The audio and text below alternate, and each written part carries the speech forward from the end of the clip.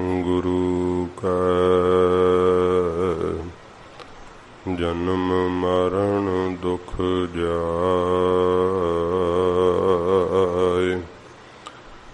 दर्शन परसे गुरु का जन्म मरण दुख जाय।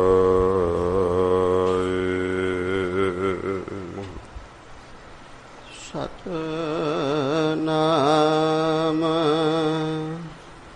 श्री वाहेगुरु साहेब जीओ।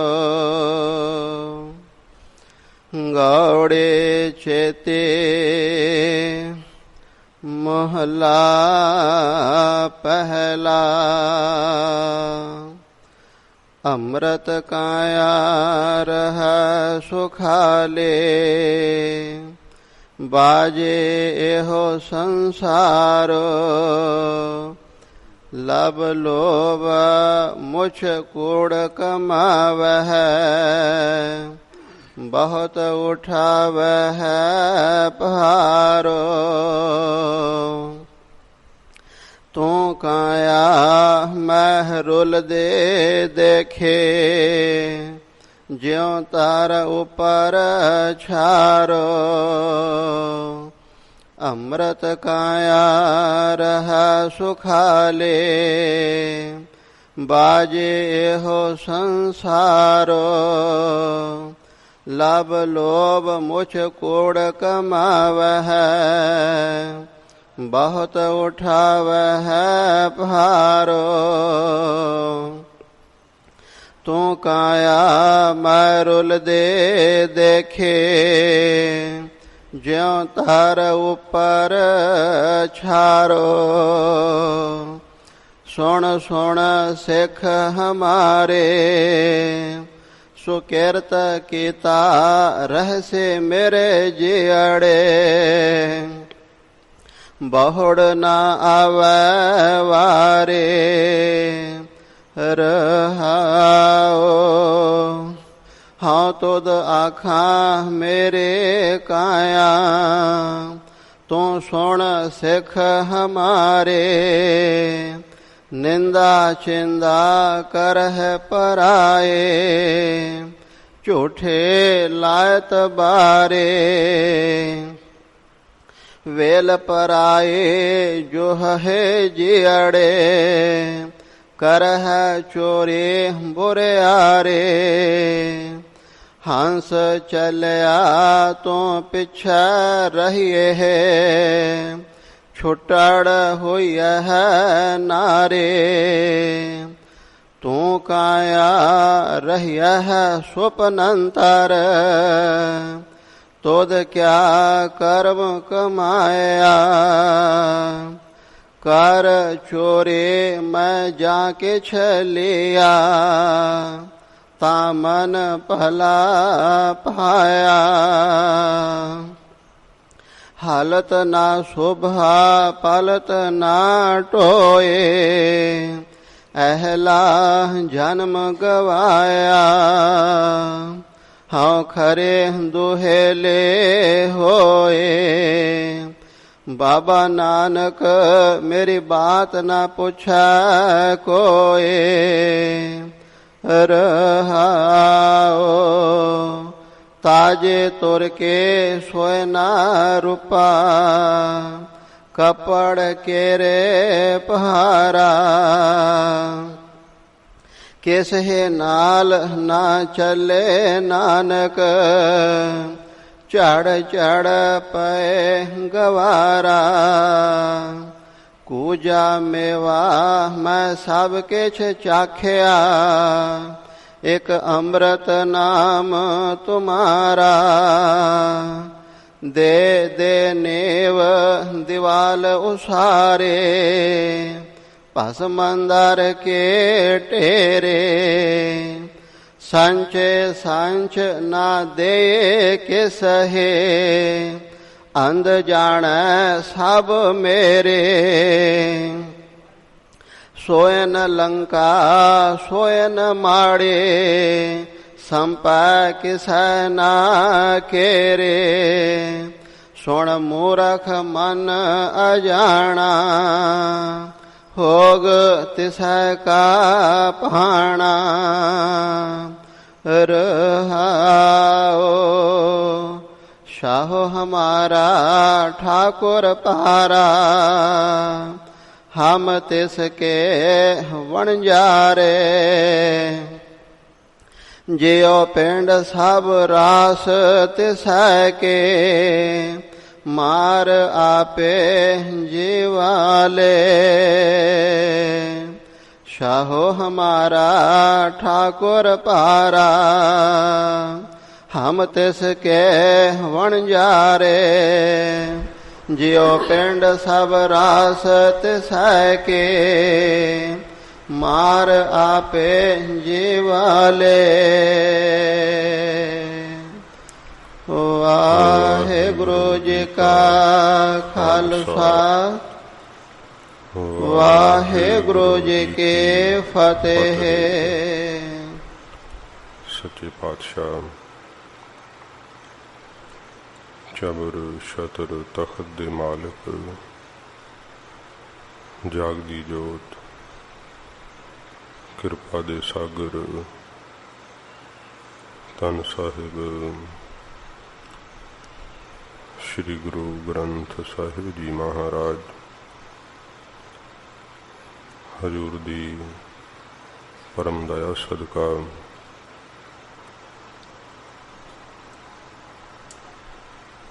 आप जी ने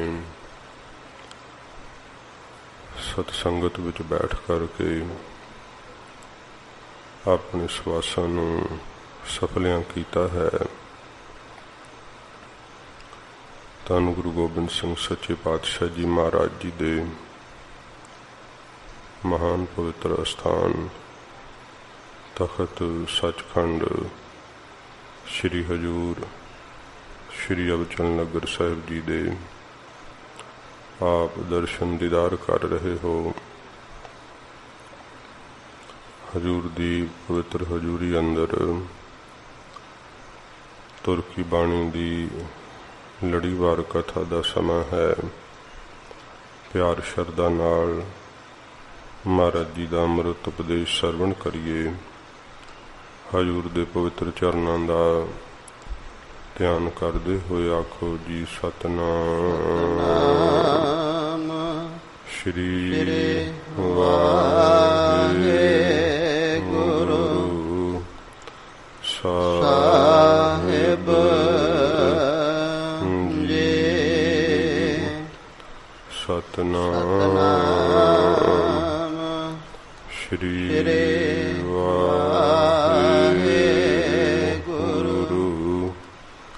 साहिब जी।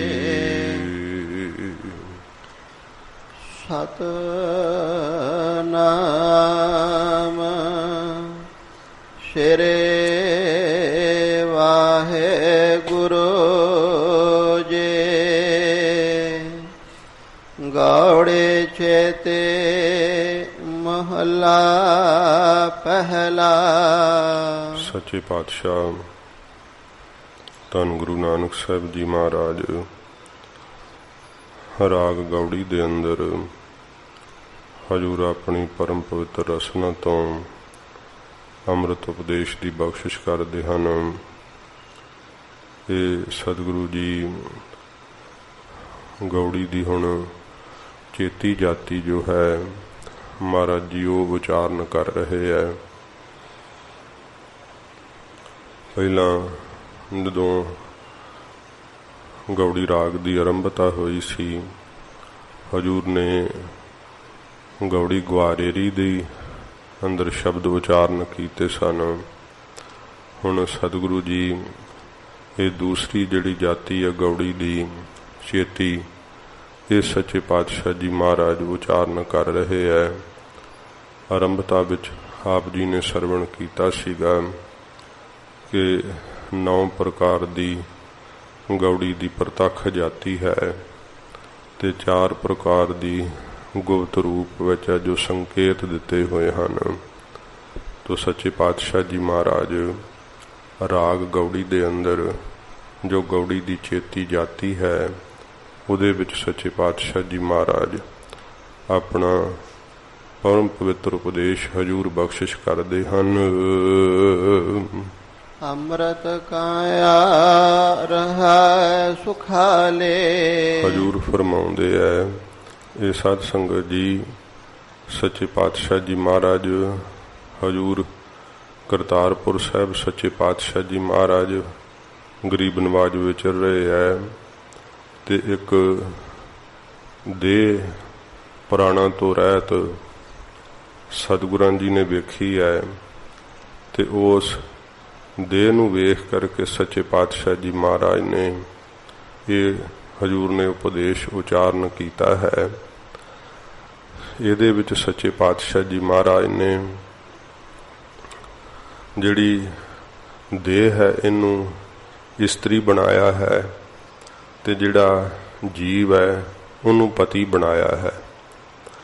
जिहड़ी देह विशिष्ट बुद्ध हुंदी है ना वो इस्त्री जाननी, क्योंकि देह तो मिट्टी है, ये तो एक निर्जीव है, खाली हुंदी है जदों प्राण चले जाते हैं। सतगुरु जी देह विशिष्ट बुद्धि नूं इस्त्री रूप करके अते जीव नूं पति रूप करके इन्हां दोहां दा संवाद कराउंदे है सच्चे पातशाह जी।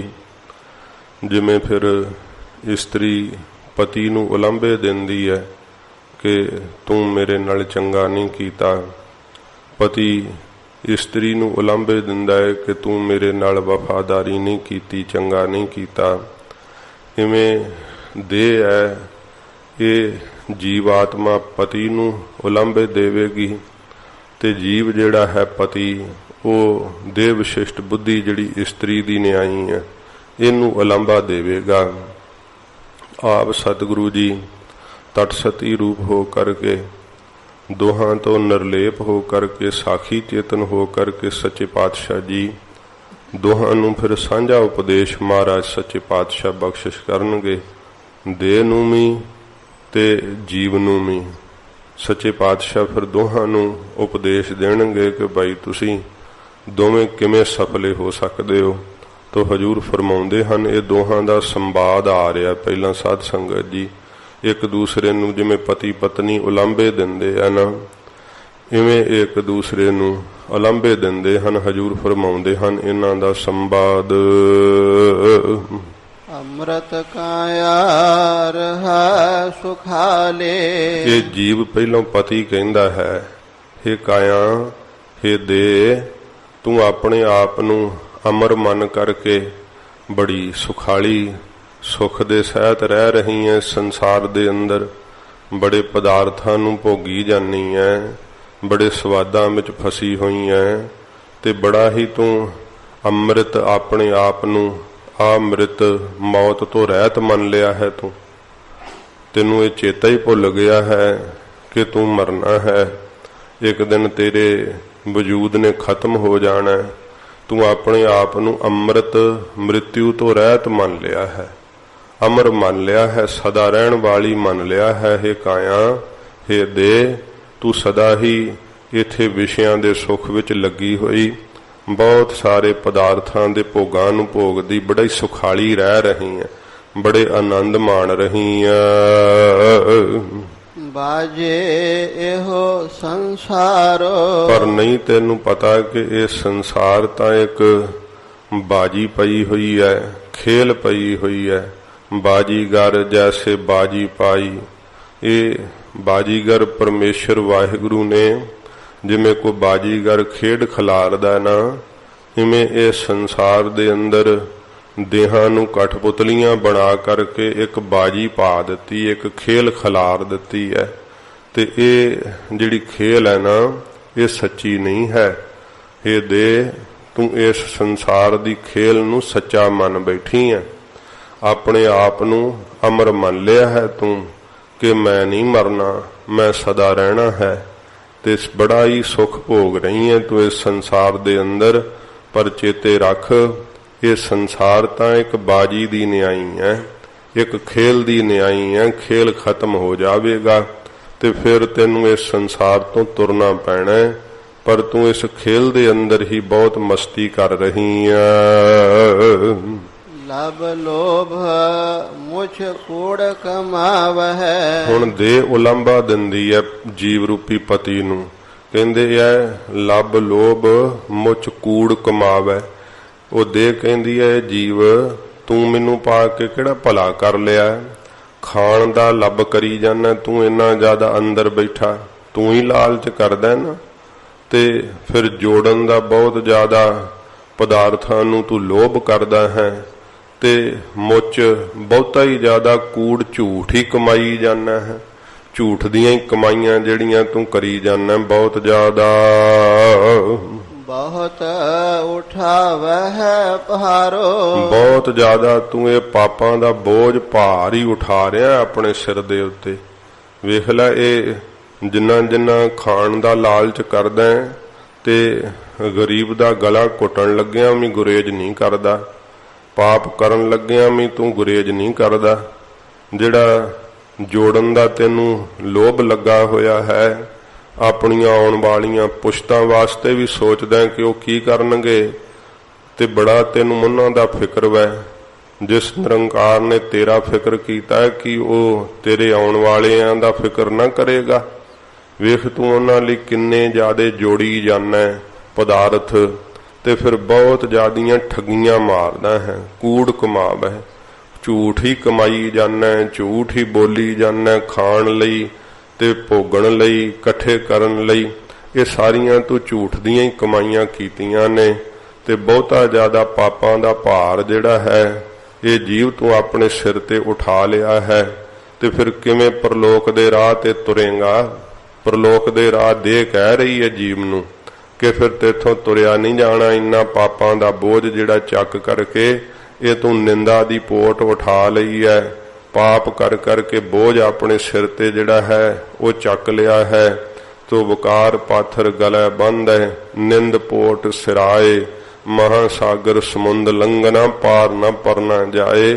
ਫਿਰ ਤੇਰੇ ਕੋਲੋਂ ਪਾਰ ਨਹੀਂ ਪਿਆ ਜਾਣਾ, ਬਹੁਤ ਉਠਾਵੈ ਭਾਰੋ, ਬਹੁਤਾ ਭਾਰ ਤੂੰ ਆਪਣੇ ਸਿਰ ਤੇ ਉਠਾ ਰਿਹਾ ਹੈ। ਜਿਹੜਾ ਸਾਧ ਸੰਗਤ ਜੀ ਜਿਹੜੇ ਸਿਮਰਨ ਕਰਦੇ ਆ ਨਾ, ਉਹਨਾਂ ਦਾ ਦੇਹ ਦਾ ਭਾਰ ਵੀ ਹੌਲਾ ਹੋ ਜਾਂਦਾ ਹੈ ਤੇ ਚਿੱਤ ਹਲਕੇ ਰਹਿੰਦੇ ਉਹਨਾਂ ਦੇ। ਇਹ ਜਿਵੇਂ ਜਿਵੇਂ ਜੀਵ ਪਾਪ ਕਰਦਾ ਦੇਹ ਵੀ ਭਾਰੀ ਹੁੰਦੀ ਜਾਂਦੀ ਹੈ, ਬੋਝ ਉਹਦੇ ਕੋਲੋਂ ਚੱਕਿਆ ਨਹੀਂ ਜਾਂਦਾ, ਬੋਝਾਂ ਥੱਲੇ ਦੱਬਿਆ ਹੋਇਆ ਹੋਰ ਪਾਪ ਕਰੀ ਜਾਂਦਾ। ਇਹ ਦੇਹ ਵਿਸ਼ਿਸ਼ਟ ਬੁੱਧ ਕਹਿੰਦੀ ਹੈ ਜੀਵ ਤੂੰ ਕਿਹੜਾ ਚੰਗਾ ਕੰਮ ਕਰ ਲਿਆ ਮੈਨੂੰ ਪਾ ਕੇ, ਤੂੰ ਵੀ ਤਾਂ ਬਹੁਤ ਜ਼ਿਆਦਾ ਖਾਣ ਦਾ ਲਾਲਚ ਕਰੀ ਜਾਂਦਾ, ਪਰ ਪਦਾਰਥਾਂ ਦੇ ਇਕੱਠੇ ਕਰਨ ਦਾ ਲੋਭ ਕਰਦਾ, ਬਹੁਤੀਆਂ ਝੂਠ ਦੀਆਂ ਕਮਾਈਆਂ ਕੀਤੀਆਂ ਨੇ, ਭਾਰ ਪਾਪਾਂ ਦਾ ਉਠਾ ਲਿਆ ਤੂੰ ਆਪ ਦੇ ਸਿਰ ਦੇ ਉੱਪਰ। ਤੂੰ ਕਾਇਆ ਮੈਂ ਰੁੱਲ ਦੇ ਦੇਖੇ। ਫਿਰ ਜੀਵ ਅੱਗੋਂ ਕਹਿੰਦਾ ਹੈ ਇਹ ਪਤੀ ਕਹਿੰਦਾ ਹੈ ਇਹ ਕਾਇਆ ਤੂੰ ਮੇਰੀ ਗੱਲ ਸੁਣ, ਜਦੋਂ ਮੈਂ ਵਿੱਚੋਂ ਚਲਿਆ ਜਾਣਾ ਨਾ ਮੈਂ ਰੁਲਦੀ ਵੇਖੀ ਹੈ ਤੂੰ, ਤੇਰੀ ਕੀ ਹਾਲਤ ਹੁੰਦੀ ਹੈ ਨਾ, ਇਹ ਮੇਰੇ ਕਰਕੇ ਹੀ ਹੈ ਤੇਰੀ ਗੱਲਬਾਤ ਸਾਰੀ ਸੋਭਾ। ਤੈਨੂੰ ਜੀ ਜੀ ਜਿਹੜੇ ਕਹਿੰਦੇ ਆ ਨਾ ਇਹ ਮੈਂ ਆ ਵਿੱਚ ਤਾਂ ਕਹਿੰਦੇ ਆ, ਤਾਂ ਤੈਨੂੰ ਸਭ ਨਮਸਕਾਰਾਂ ਕਰਦੇ ਆ, ਤਾਂ ਤੈਨੂੰ ਕੋਈ ਜਲ ਪਾਣੀ ਪੁੱਛਦਾ ਹੈ, ਮੁਰਦੇ ਨੂੰ ਵੀ ਕੋਈ ਪੁੱਛਦਾ ਹੈ ਕਿ ਭੁੱਖ ਤੇ ਨਹੀਂ ਲੱਗੀ ਪ੍ਰਸ਼ਾਦਾ ਲਿਆਈਏ, ਨਹੀਂ ਪੁੱਛਦਾ ਨਾ। ਜੀਵ ਕਹਿੰਦਾ ਹੈ ਤੂੰ ਮੇਰੀ ਗੱਲ ਸੁਣ ਕਾਇਆ, ਇਹ ਦੇ ਇਹ ਮੈਂ ਤੈਨੂੰ ਰੁਲਦਿਆਂ ਵੇਖਿਆ ਜਦੋਂ ਮੈਂ ਵਿੱਚ ਨਹੀਂ ਹੁੰਦਾ। ਇਹ ਮਿਹਣੇ ਦਿੰਦਾ ਹੈ ਅੱਗੋਂ ਦੇਹ ਨੂੰ, ਜਿਵੇਂ ਜੀਵ ਦੇਵ ਜਿਹੜੀ ਹੈ ਇਸ ਪ੍ਰਕਾਰ ਇਸਤਰੀ ਮਹਾਰਾਜ ਬਣਾ ਕੇ ਦੱਸ ਰਹੇ ਹੈ, ਤੇ ਜੀਵ ਜਿਹੜਾ ਹੈ ਪਤੀ ਦੀ ਨਿਆਈ ਹੁਣ ਇਹ ਉਲੰਭਾ ਦੇ ਰਿਹਾ ਹੈ ਕਿ ਮੈਂ ਰੁਲਦੀ ਵੇਖਿਆ ਤੇਰੇ ਤਾਈਂ। ਜਿਉ ਤਹਾਰ ਉੱਪਰ ਛਾਰੋ। ਕਿਵੇਂ ਰੁਲਦੀ ਹੈ? ਕਹਿੰਦਾ ਜਿਵੇਂ ਧਰਤੀ ਦੇ ਉੱਪਰ ਸਵਾਹ ਰੁਲਦੀ ਫਿਰਦੀ ਹੁੰਦੀ ਹੈ ਨਾ, ਜਿਉਂ ਧਰ ਉੱਪਰ ਛਾਰੋ, ਜਿਵੇਂ ਧਰਤੀ ਦੇ ਉੱਤੇ ਸਵਾਹ ਦੀ ਢੇਰੀ ਪਈ ਹੁੰਦੀ ਹੈ। ਜਦੋਂ ਸੰਸਕਾਰ ਆਉਂਦੇ ਆ ਉਦੋਂ ਸਾਧ ਸੰਗਤ ਜੀ ਕੀ ਹੈ ਸਵਾਹ ਦੀ ਢੇਰੀ ਰਹਿ ਜਾਂਦੀ ਹੈ, ਹੋਰ ਕੀ ਹੁੰਦਾ ਹੈ। ਜਾਂ ਫਿਰ ਦਫਨਾ ਆਉਂਦੇ ਆ ਤੇ ਤਾਂ ਵੀ ਮਿੱਟੀ 'ਚ ਹੀ ਰੁਲ ਜਾਂਦੀ ਹੈ, ਹੋਰ ਕੀ ਹੁੰਦਾ ਹੈ। ਇਹ ਕਹਿੰਦਾ ਜੀਵਾਤਮਾ ਕਿ ਮੈਂ ਹੀ ਜਦੋਂ ਵਿੱਚ ਹੁੰਨਾ ਤਾਂ ਹੀ ਗੱਲਬਾਤ ਤੇਰੀ ਕੋਈ ਪੁੱਛਦਾ। ਇਹ ਤੂੰ ਕਾਇਆ ਮੈਂ ਰੁਲਦੀ ਵੇਖੀ, ਇਹ ਕਾਇਆ ਤੂੰ ਸੁਣ ਮੇਰੀ ਗੱਲ ਤੈਨੂੰ ਦੱਸਾਂ, ਮੇਰੇ ਤੋਂ ਬਿਨਾ ਮੈਂ ਤੈਨੂੰ ਮਿੱਟੀ 'ਚ ਰੁਲਦਿਆਂ ਵੇਖਿਆ ਹੈ। ਜੀਵ ਜਿਹੜਾ ਹੈ ਨਾ ਉਹ ਸਰੀਰ ਨੂੰ ਪ੍ਰਤੱਖ ਵੀ ਵੇਖ ਲੈਂਦਾ ਹੈ ਜਦੋਂ ਦਾਹ ਸੰਸਕਾਰ ਕਰਦੇ ਆ ਤੇ ਜਾਂ ਮਿੱਟੀ 'ਚ ਜਦੋਂ ਦਫਨਾਉਂਦੇ ਆ। ਕਹਿੰਦੀ ਹੈ ਕਿਵੇਂ? ਕਹਿੰਦਾ ਜਿਵੇਂ ਧਰ ਉੱਪਰ ਛਾਰੋ, ਜਿਵੇਂ ਧਰਤੀ ਦੇ ਉੱਤੇ ਸਵਾਹ ਦੀ ਮੁੱਠ, ਸਵਾਹ ਦੀ ਢੇਰ ਹੀ ਲੱਗੀ ਹੁੰਦੀ ਆ ਨਾ, ਇਸ ਤਰ੍ਹਾਂ ਮੈਂ ਤੈਨੂੰ ਰੁਲਦਿਆਂ ਵੇਖਿਆ, ਤੇਰੀ ਬੁਰੀ ਹਾਲਤ ਵੇਖੀ ਆ। ਸੁਣ ਸੁਣ ਸਿੱਖ ਹਮਾਰੇ। ਇਹ ਫਿਰ ਦੇ ਅੱਗੋਂ ਫਿਰ ਕਹਿੰਦੀ ਹੈ ਇਹ ਜੀਵਪਤੀ ਸ਼ਰਧਾ ਨਾਲ ਮੇਰੀ ਗੱਲ ਸੁਣ, ਤੂੰ ਲੜਾਈ ਨਾ ਕਰ, ਵਿਸ਼ਵਾਸ ਦੇ ਨਾਲ ਧਾਰ ਕੇ ਮੇਰੀ ਗੱਲ ਵੀ ਤੂੰ ਧਿਆਨ ਨਾਲ ਸੁਣਨਾ ਕਰ, ਮੇਰੀ ਸਿੱਖਿਆ ਨੂੰ। ਸੋ ਕੀਰਤ ਕੀਤਾ ਰਹਸੇ ਮੇਰੇ ਜੀੜੇ। ਇਹ ਮੇਰੇ ਜੀਵ ਜੀੜੇ ਜੀਵਪਤੀ, ਜਿਹੜਾ ਤੂੰ ਸੋਕ੍ਰਿਤ ਸ੍ਰੇਸ਼ਟ ਕਰਮ ਕੀਤਾ ਹੈ ਨਾ ਇਹ ਸੰਸਾਰ ਦੇ ਅੰਦਰ, ਉਹੋ ਹੀ ਤੇਰੇ ਨਾਲ ਰਹਸੀ ਰਹਿਣਾ ਕਰੇਗਾ, ਉਹੋ ਹੀ ਤੇਰੇ ਨਾਲ ਨਿਭੇਗਾ। ਫਿਰ ਪੜੋ। ਸੋ ਕੀਰਤ ਕੀਤਾ ਰਹਸੇ ਮੇਰੇ ਜੀੜੇ। ਸੋਕ੍ਰਿਤ ਜਿਹੜਾ ਸ੍ਰੇਸ਼ਟ ਕਰਮ ਤੈਂ ਕੀਤਾ ਨਾ ਉਹ ਹੀ ਤੇਰੇ ਨਾਲ ਰਹੇਗਾ, ਉਹੋ ਹੀ ਨਿਭੇਗਾ ਪਰਲੋਕ ਤੱਕ। ਹੋਰ ਜੋ ਕੁਝ ਤੂੰ ਇਕੱਠਾ ਕਰ ਰਿਹਾ ਇਹ ਨਹੀਂ ਤੇਰੇ ਨਾਲ ਨਿਭਣਾ। ਜਿੰਨੇ ਤੂੰ ਚੰਗੇ ਕੰਮ ਕੀਤੇ ਐ, ਸੰਗਤ ਕੀਤੀ ਐ, ਪਰਉਪਕਾਰ ਕੀਤਾ ਹੈ ਤੇ ਸੇਵਾ ਕੀਤੀ ਹੈ, ਨਾਮ ਜਪਿਆ ਹੈ, ਮਿੱਠਾ ਬੋਲਿਆ ਹੈ, ਗਰੀਬ ਦਾ ਭਲਾ ਕੀਤਾ ਹੈ, ਇਹ ਜਿੰਨੇ ਜਿੰਨੇ ਤੂੰ ਚੰਗੇ ਕਰਮ ਕੀਤੇ ਆ ਨਾ ਇਹ ਤੇਰੇ ਨਾਲ ਰਹਿਣਗੇ। ਤੇ ਇਹ ਮੇਰੇ ਜੀਵਪਤੀ ਤੂੰ ਮੇਰੀ ਇਹ ਗੱਲ ਸੁਣਨਾ ਕਰ। ਬਹੁੜ ਨਾ ਆਵੇ ਵਾਰੇ। ਬਹੁੜੋ ਜਿਹੜੀ ਹੈ ਨਾ ਮਨੁੱਖਾ ਜਨਮ ਨੂੰ ਪਾਉਣ ਦੀ ਵਾਰੀ ਤੇਰੇ ਹੱਥ ਨਹੀਂ ਆਉਣੀ। ਇਹ ਤੇਰਾ ਤੇ ਮੇਰਾ ਜਿਹੜਾ ਸੰਜੋਗ ਹੋਇਆ ਨਾ ਇਹ ਵਾਰੀ ਤੇਰੇ ਹੱਥ ਨਹੀਂ ਫਿਰ ਆਵੇਗੀ। ਇਹ ਜਿਹੜੀ ਹੈ ਦੇਹ ਵਿਸ਼ਿਸ਼ਟ ਬੁੱਧ ਇਸਤਰੀ ਜਿਹੜੀ ਬਣਾਈ ਹੈ ਇਹ ਕਹਿ ਰਹੀ ਹੈ ਜੀਵ ਨੂੰ। ਸਾਧ ਸੰਗਤ ਜੀ ਜਦੋਂ ਦੋਹਾਂ ਦਾ ਸੰਵਾਦ ਕੋਈ ਜਗਿਆਸੂ ਸੁਣਦਾ ਨਾ, ਜਿਵੇਂ ਸਤਿਗੁਰੂ ਜੀ ਇਹ ਦੱਸ ਰਹੇ ਹੈ, ਤੇ ਦੇਹ ਨੂੰ ਵੀ ਜਦੋਂ ਆਪਾਂ ਵੇਖੀਏ ਤਾਂ ਇਹ ਦੇਹ ਦੀ ਸਚਾਈ ਮਹਾਰਾਜ ਦੱਸੀ ਹੈ। ਫਿਰ ਜੀਵ ਜਿਹੜਾ ਅੰਦਰ ਬੈਠਾ ਹੋਇਆ ਸਭ ਹਰਕਤ ਕਰ ਰਿਹਾ ਉਹਦੀ ਵੀ ਮਹਾਰਾਜ ਇਹ ਸਚਾਈ ਦੱਸੀ ਹੈ। ਸੱਚੇ ਪਾਤਸ਼ਾਹ ਜੀ ਮਹਾਰਾਜ ਨੇ ਸੁਣ ਕਰਕੇ ਸਰੋਤੇ ਨੂੰ ਜਗਿਆਸੂ ਨੂੰ ਬਰਾਗ ਹੁੰਦਾ ਹੈ ਸੰਸਾਰ ਤੋਂ, ਵਾਹਿਗੁਰੂ ਦੇ ਨਾਮ ਵਿੱਚ ਚਿੱਤ ਜੁੜਦਾ ਹੈ। ਤੋ ਸਤਿਗੁਰੂ ਜੀ ਫਰਮਾਉਂਦੇ ਹਨ, ਫਿਰ ਪੜ੍ਹਦੇ, ਬਹੁੜ ਨਾ ਆਵੇ ਵਾਰੇ। ਕਿ ਬੜੋ ਇਹ ਮਨੁੱਖਾ ਜਨਮ ਦੀ ਵਾਰੀ ਜਿਹੜੀ ਹੈ ਨਾ ਇਹ ਜੀਵ ਤੇਰੇ ਹੱਥ ਨਹੀਂ ਆਉਣੀ। 84 ਲੱਖ ਜੂਨ ਭੋਗਣ ਤੋਂ ਬਾਅਦ ਤੈਨੂੰ ਮੇਰੀ ਪ੍ਰਾਪਤੀ ਹੋਈ ਹੈ। ਇਹ ਦੇਹ ਵਿਸ਼ਿਸ਼ਟ ਬੁੱਧ ਕਹਿੰਦੀ ਹੈ, ਜੋ ਇਸਤਰੀ ਹੈ ਦੇਹ ਕਹਿੰਦੀ ਹੈ ਤੈਨੂੰ 84 ਲੱਖ ਤੋਂ ਬਾਅਦ ਮੇਰੀ ਪ੍ਰਾਪਤੀ ਹੋਈ ਹੈ। ਬੜੋ ਤੈਨੂੰ ਵਾਰੀ ਹੈ ਮਨੁੱਖਾ ਜਨਮ ਦੀ ਨਹੀਂ ਪ੍ਰਾਪਤ ਹੋਵੇਗੀ। ਵਿਸ਼ਰਾਮ ਦੇ ਕੇ ਮਹਾਰਾਜ ਫਰਮਾਉਂਦੇ ਹਨ, ਹਾਂ ਤੁਧ ਆਖਾਂ ਮੇਰੇ ਕਾਇਆ। ਅੱਗੋਂ ਫਿਰ ਇਹ ਜੀਵ ਕਹਿੰਦਾ ਹੈ, ਜੀਵ ਕਹਿੰਦਾ ਹਾਂ ਤੁਧ ਆਖਾਂ ਮੇਰੀ ਕਾਇਆ। ਹੇ ਮੇਰੀ ਕਾਇਆ ਦੇ ਮੇਰੀ ਇਸਤਰੀ, ਹਾਂ ਮੈਂ ਤੇਰੇ ਤਾਈਂ ਆਖਦਾ ਹਾਂ ਸੁਣਨਾ ਕਰ। ਤੂੰ ਸੁਣ ਸਿੱਖ ਹਮਾਰੇ। ਤੂੰ ਮੇਰੀ ਵੀ ਸਿੱਖਿਆ ਨੂੰ ਜਿਹੜਾ ਧਿਆਨ ਦੇ ਨਾਲ ਜਿਹੜਾ ਹੈ ਸੁਣਨਾ ਕਰ। ਨਿੰਦਾ ਚਿੰਦਾ ਕਰਹਿ ਪਰਾਏ। ਤੇ ਤੂੰ ਕੀ ਕਰਦੀ ਹੈ ਆਪ? ਤੂੰ ਨਿੰਦਿਆ ਕਰਦੀ ਰਹਿਨੀ ਹੈ ਪਰਾਈ। ਕਿਸੇ ਦਾ ਪ੍ਰਤਾਪ ਵੇਖ ਕੇ ਤੇਰੇ ਕੋਲੋਂ ਜਰਿਆ ਨਹੀਂ ਜਾਂਦਾ ਤੇ ਫਿਰ ਤੂੰ ਉਹਦੀ ਨਿੰਦਾ ਕਰਨ ਲੱਗ ਜਾਨੀ ਹੈ। ਤੇ ਫਿਰ ਪਰਾਈ ਚਿੰਦਾ ਉਸਤਤ ਵੀ ਤੂੰ ਲੱਗੀ ਰਹਿਨੀ ਹੈ। ਜਿਹਦੇ ਕੋਲੋਂ ਕੋਈ 4 ਟੁਕੜ ਤੈਨੂੰ ਲੱਭਦੇ ਐ ਉਹਦੀ ਤੂੰ ਉਸਤਤ ਕਰੀ ਜਾਨੀ ਹੈ। ਝੂਠੀ ਐਵੇਂ ਸੰਸਾਰ ਦੇ ਅੰਦਰ ਜਿਹੜੇ ਸਾਧ ਸੰਗਤ ਜੀ ਆ ਚਿਮਚੇ ਹੁੰਦੇ ਆ ਨਾ, ਇਹ ਪਤਾ ਵੀ ਹੁੰਦਾ ਇਹਨਾਂ ਨੂੰ ਅੰਦਰੋਂ ਕਿ ਲੀਡਰ ਦੇ ਪੱਲੇ ਕੱਖ ਨਹੀਂ ਹੈਗਾ ਜਿਹੜਾ ਸਾਡਾ ਮੋਹਦਵਰ ਹੈ, ਪਰ ਉਹਦੇ ਮੂਹਰੇ ਫਿਰ ਵੀ ਬਹੁਤ ਜ਼ਿਆਦਾ ਮਹਾਰਾਜ ਤੁਹਾਡੇ ਵਰਗਾ ਨਾ ਨਾ ਕੋਈ ਹੋ ਹੀ ਨਹੀਂ ਸਕਦਾ। ਐਵੇਂ ਝੂਠੀ ਉਸਤਤੀ ਕਰੀ ਜਾਂਦੇ ਐ।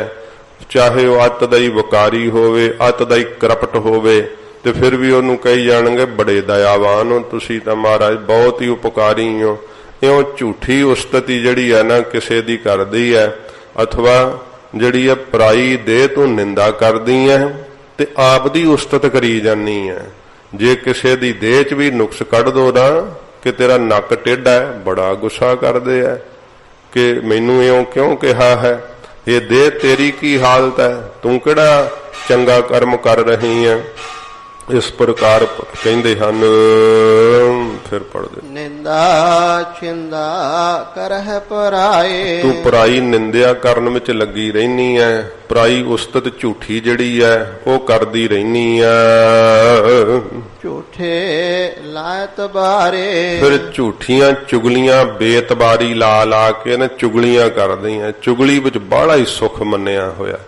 ਇਹ ਸੁਭਾਅ ਸਾਧ ਸੰਗਤ ਜੀ ਜਿਸ ਜੀਵ ਦਾ ਹੋਵੇ ਨਾ ਉਹ ਇਸੇ ਗੱਲ 'ਚ ਹੀ ਖੁਸ਼ ਹੁੰਦਾ ਕਿ ਲੜਾਈ ਕਿਵੇਂ ਨਾ ਕਿਵੇਂ ਪਵੇ ਤੇ ਦੱਸ ਕੇ ਗੱਲ ਫਿਰ ਕਹਿਣਾ ਕਿ ਇਹ ਮੈਂ ਤੈਨੂੰ ਹੀ ਦੱਸੀ ਹੈ, ਹੋਰ ਨਾ ਕਿਸੇ ਨੂੰ ਦੱਸੀ, ਤੇ ਆਪ ਵੀ ਭਾਵੇਂ 10 ਨੂੰ ਹੋਰ ਦੱਸ ਹੀ ਦਿੱਤੀ ਹੋਵੇ।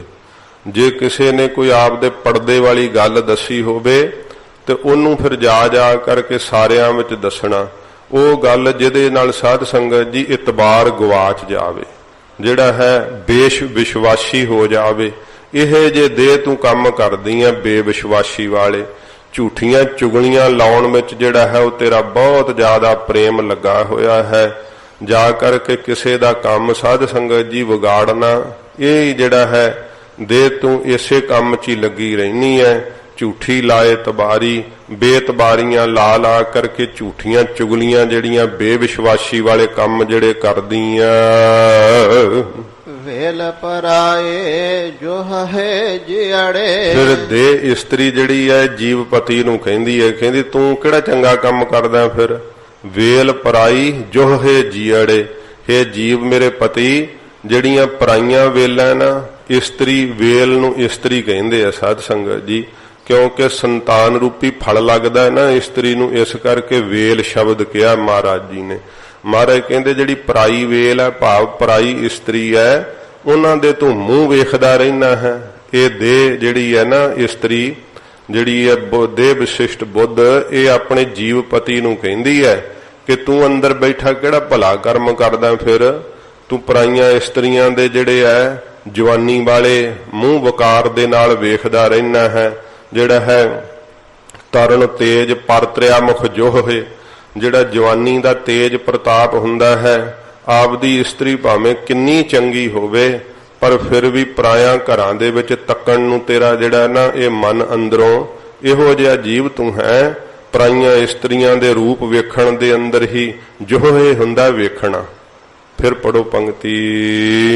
ਵੇਲ ਪਰਾਏ ਜੋ ਹੈ ਜਿਅੜੇ। ਇਹ ਜਿਅੜੇ ਜੀਵਪਤੀ ਤੂੰ ਜੋਨਾ ਹੈ ਵੇਖਦਾ ਰਹਿਣਾ ਹੈ ਪਰਾਈਆਂ ਇਸਤਰੀਆਂ ਦੇ ਮੂੰਹ ਨੂੰ, ਪਰਾਈਆਂ ਇਸਤਰੀਆਂ ਦੇ ਚਿਹਰੇ ਨੂੰ ਵਕਾਰ ਦੇ ਨਾਲ ਤੱਕਦਾ ਰਹਿਣਾ ਅੰਦਰ ਬੈਠਾ।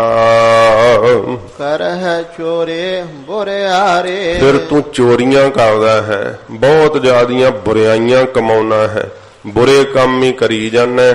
ਕਦੇ ਤੇਰੇ ਕੋਲੋਂ ਭਲਾ ਕੰਮ ਹੈ ਹੀ ਨਹੀਂ ਕੋਈ। ਬੁਰੇ ਤੋਂ ਬੁਰੇ ਕੰਮ ਕਰਨ ਲੱਗਿਆ ਵੀ ਤੂੰ ਗੁਰੇਜ ਨਹੀਂ ਕਰਦਾ ਤੇ ਚੋਰੀਆਂ ਠੱਗੀਆਂ ਮਾਰਦਾ ਰਹਿਣਾ ਏ। ਹੰਸ ਚਲਿਆ ਤੋਂ ਪਿਛਾ ਰਹੀਏ। ਇਹ ਜੀਵ ਫਿਰ ਕਹਿੰਦਾ ਹੈ ਦੇਹ ਨੂੰ, ਕਹਿੰਦਾ ਜਦੋਂ ਹੰਸ ਮੈਂ ਅੰਦਰੋਂ, ਹੰਸ ਕਹਿੰਦੇ ਆ ਜੀਵ ਆਤਮਾ ਨੂੰ ਜਿਹੜਾ ਅੰਦਰ ਸੂਖਸ਼ਮ ਸਰੀਰ ਹੈ, ਕਹਿੰਦਾ ਹੰਸ ਚੱਲਿਆ ਤੂੰ ਪਿੱਛੇ ਰਹੀ ਹੈ। ਜਦੋਂ ਹੰਸ ਇਹ ਜੀਵ ਆਤਮਾ ਕਹਿੰਦਾ ਮੈਂ ਜਦੋਂ ਵਿੱਚੋਂ ਚਲਿਆ ਜਾਣਾ ਨਾ ਤੂੰ ਪਿੱਛੋਂ ਕੱਲੀ ਰਹਿ ਜਾਵੇਂਗੀ। ਫਿਰ ਛੁਟਾੜ ਹੋਈ ਹੈ ਨਾਰੇ। ਐ ਫਿਰ ਇੱਥੇ ਦੁਖੀ ਹੋਵੇਂਗੀ ਜਿਵੇਂ ਔਗਣ ਵੇਖ ਕਰਕੇ ਪਤੀ ਜਿਹੜਾ ਇਸਤਰੀ ਨੂੰ ਛੱਡ ਦਿੰਦਾ, ਉਹਨੂੰ ਛੁੱਟੜ ਕਹਿੰਦੇ ਆ। ਤੇ ਇਉਂ ਜੀਵ ਕਹਿੰਦਾ ਛੁੱਟੜ ਨਾਰੀ ਦੇ ਤਰ੍ਹਾਂ, ਛੁੱਟੜ ਇਸਤਰੀ ਦੀ ਤਰ੍ਹਾਂ ਫਿਰ ਤੂੰ ਜਿਹੜੀ ਆ ਤੇਰੀ ਹਾਲਤ ਹੋਣੀ ਹੈ। ਕਿਸੇ ਤੇਰੀ ਬਾਤ ਨਹੀਂ ਪੁੱਛਣੀ, ਕਿਸੇ ਨੇ ਤੈਨੂੰ ਸੁੱਖ ਦੁੱਖ ਕੋਈ ਪੁੱਛਣਾ ਨਹੀਂ ਆ ਕਰਕੇ। ਇਸ ਪ੍ਰਕਾਰ ਦੀ ਤੇਰੀ ਹਾਲਤ ਹੋਵੇਗੀ।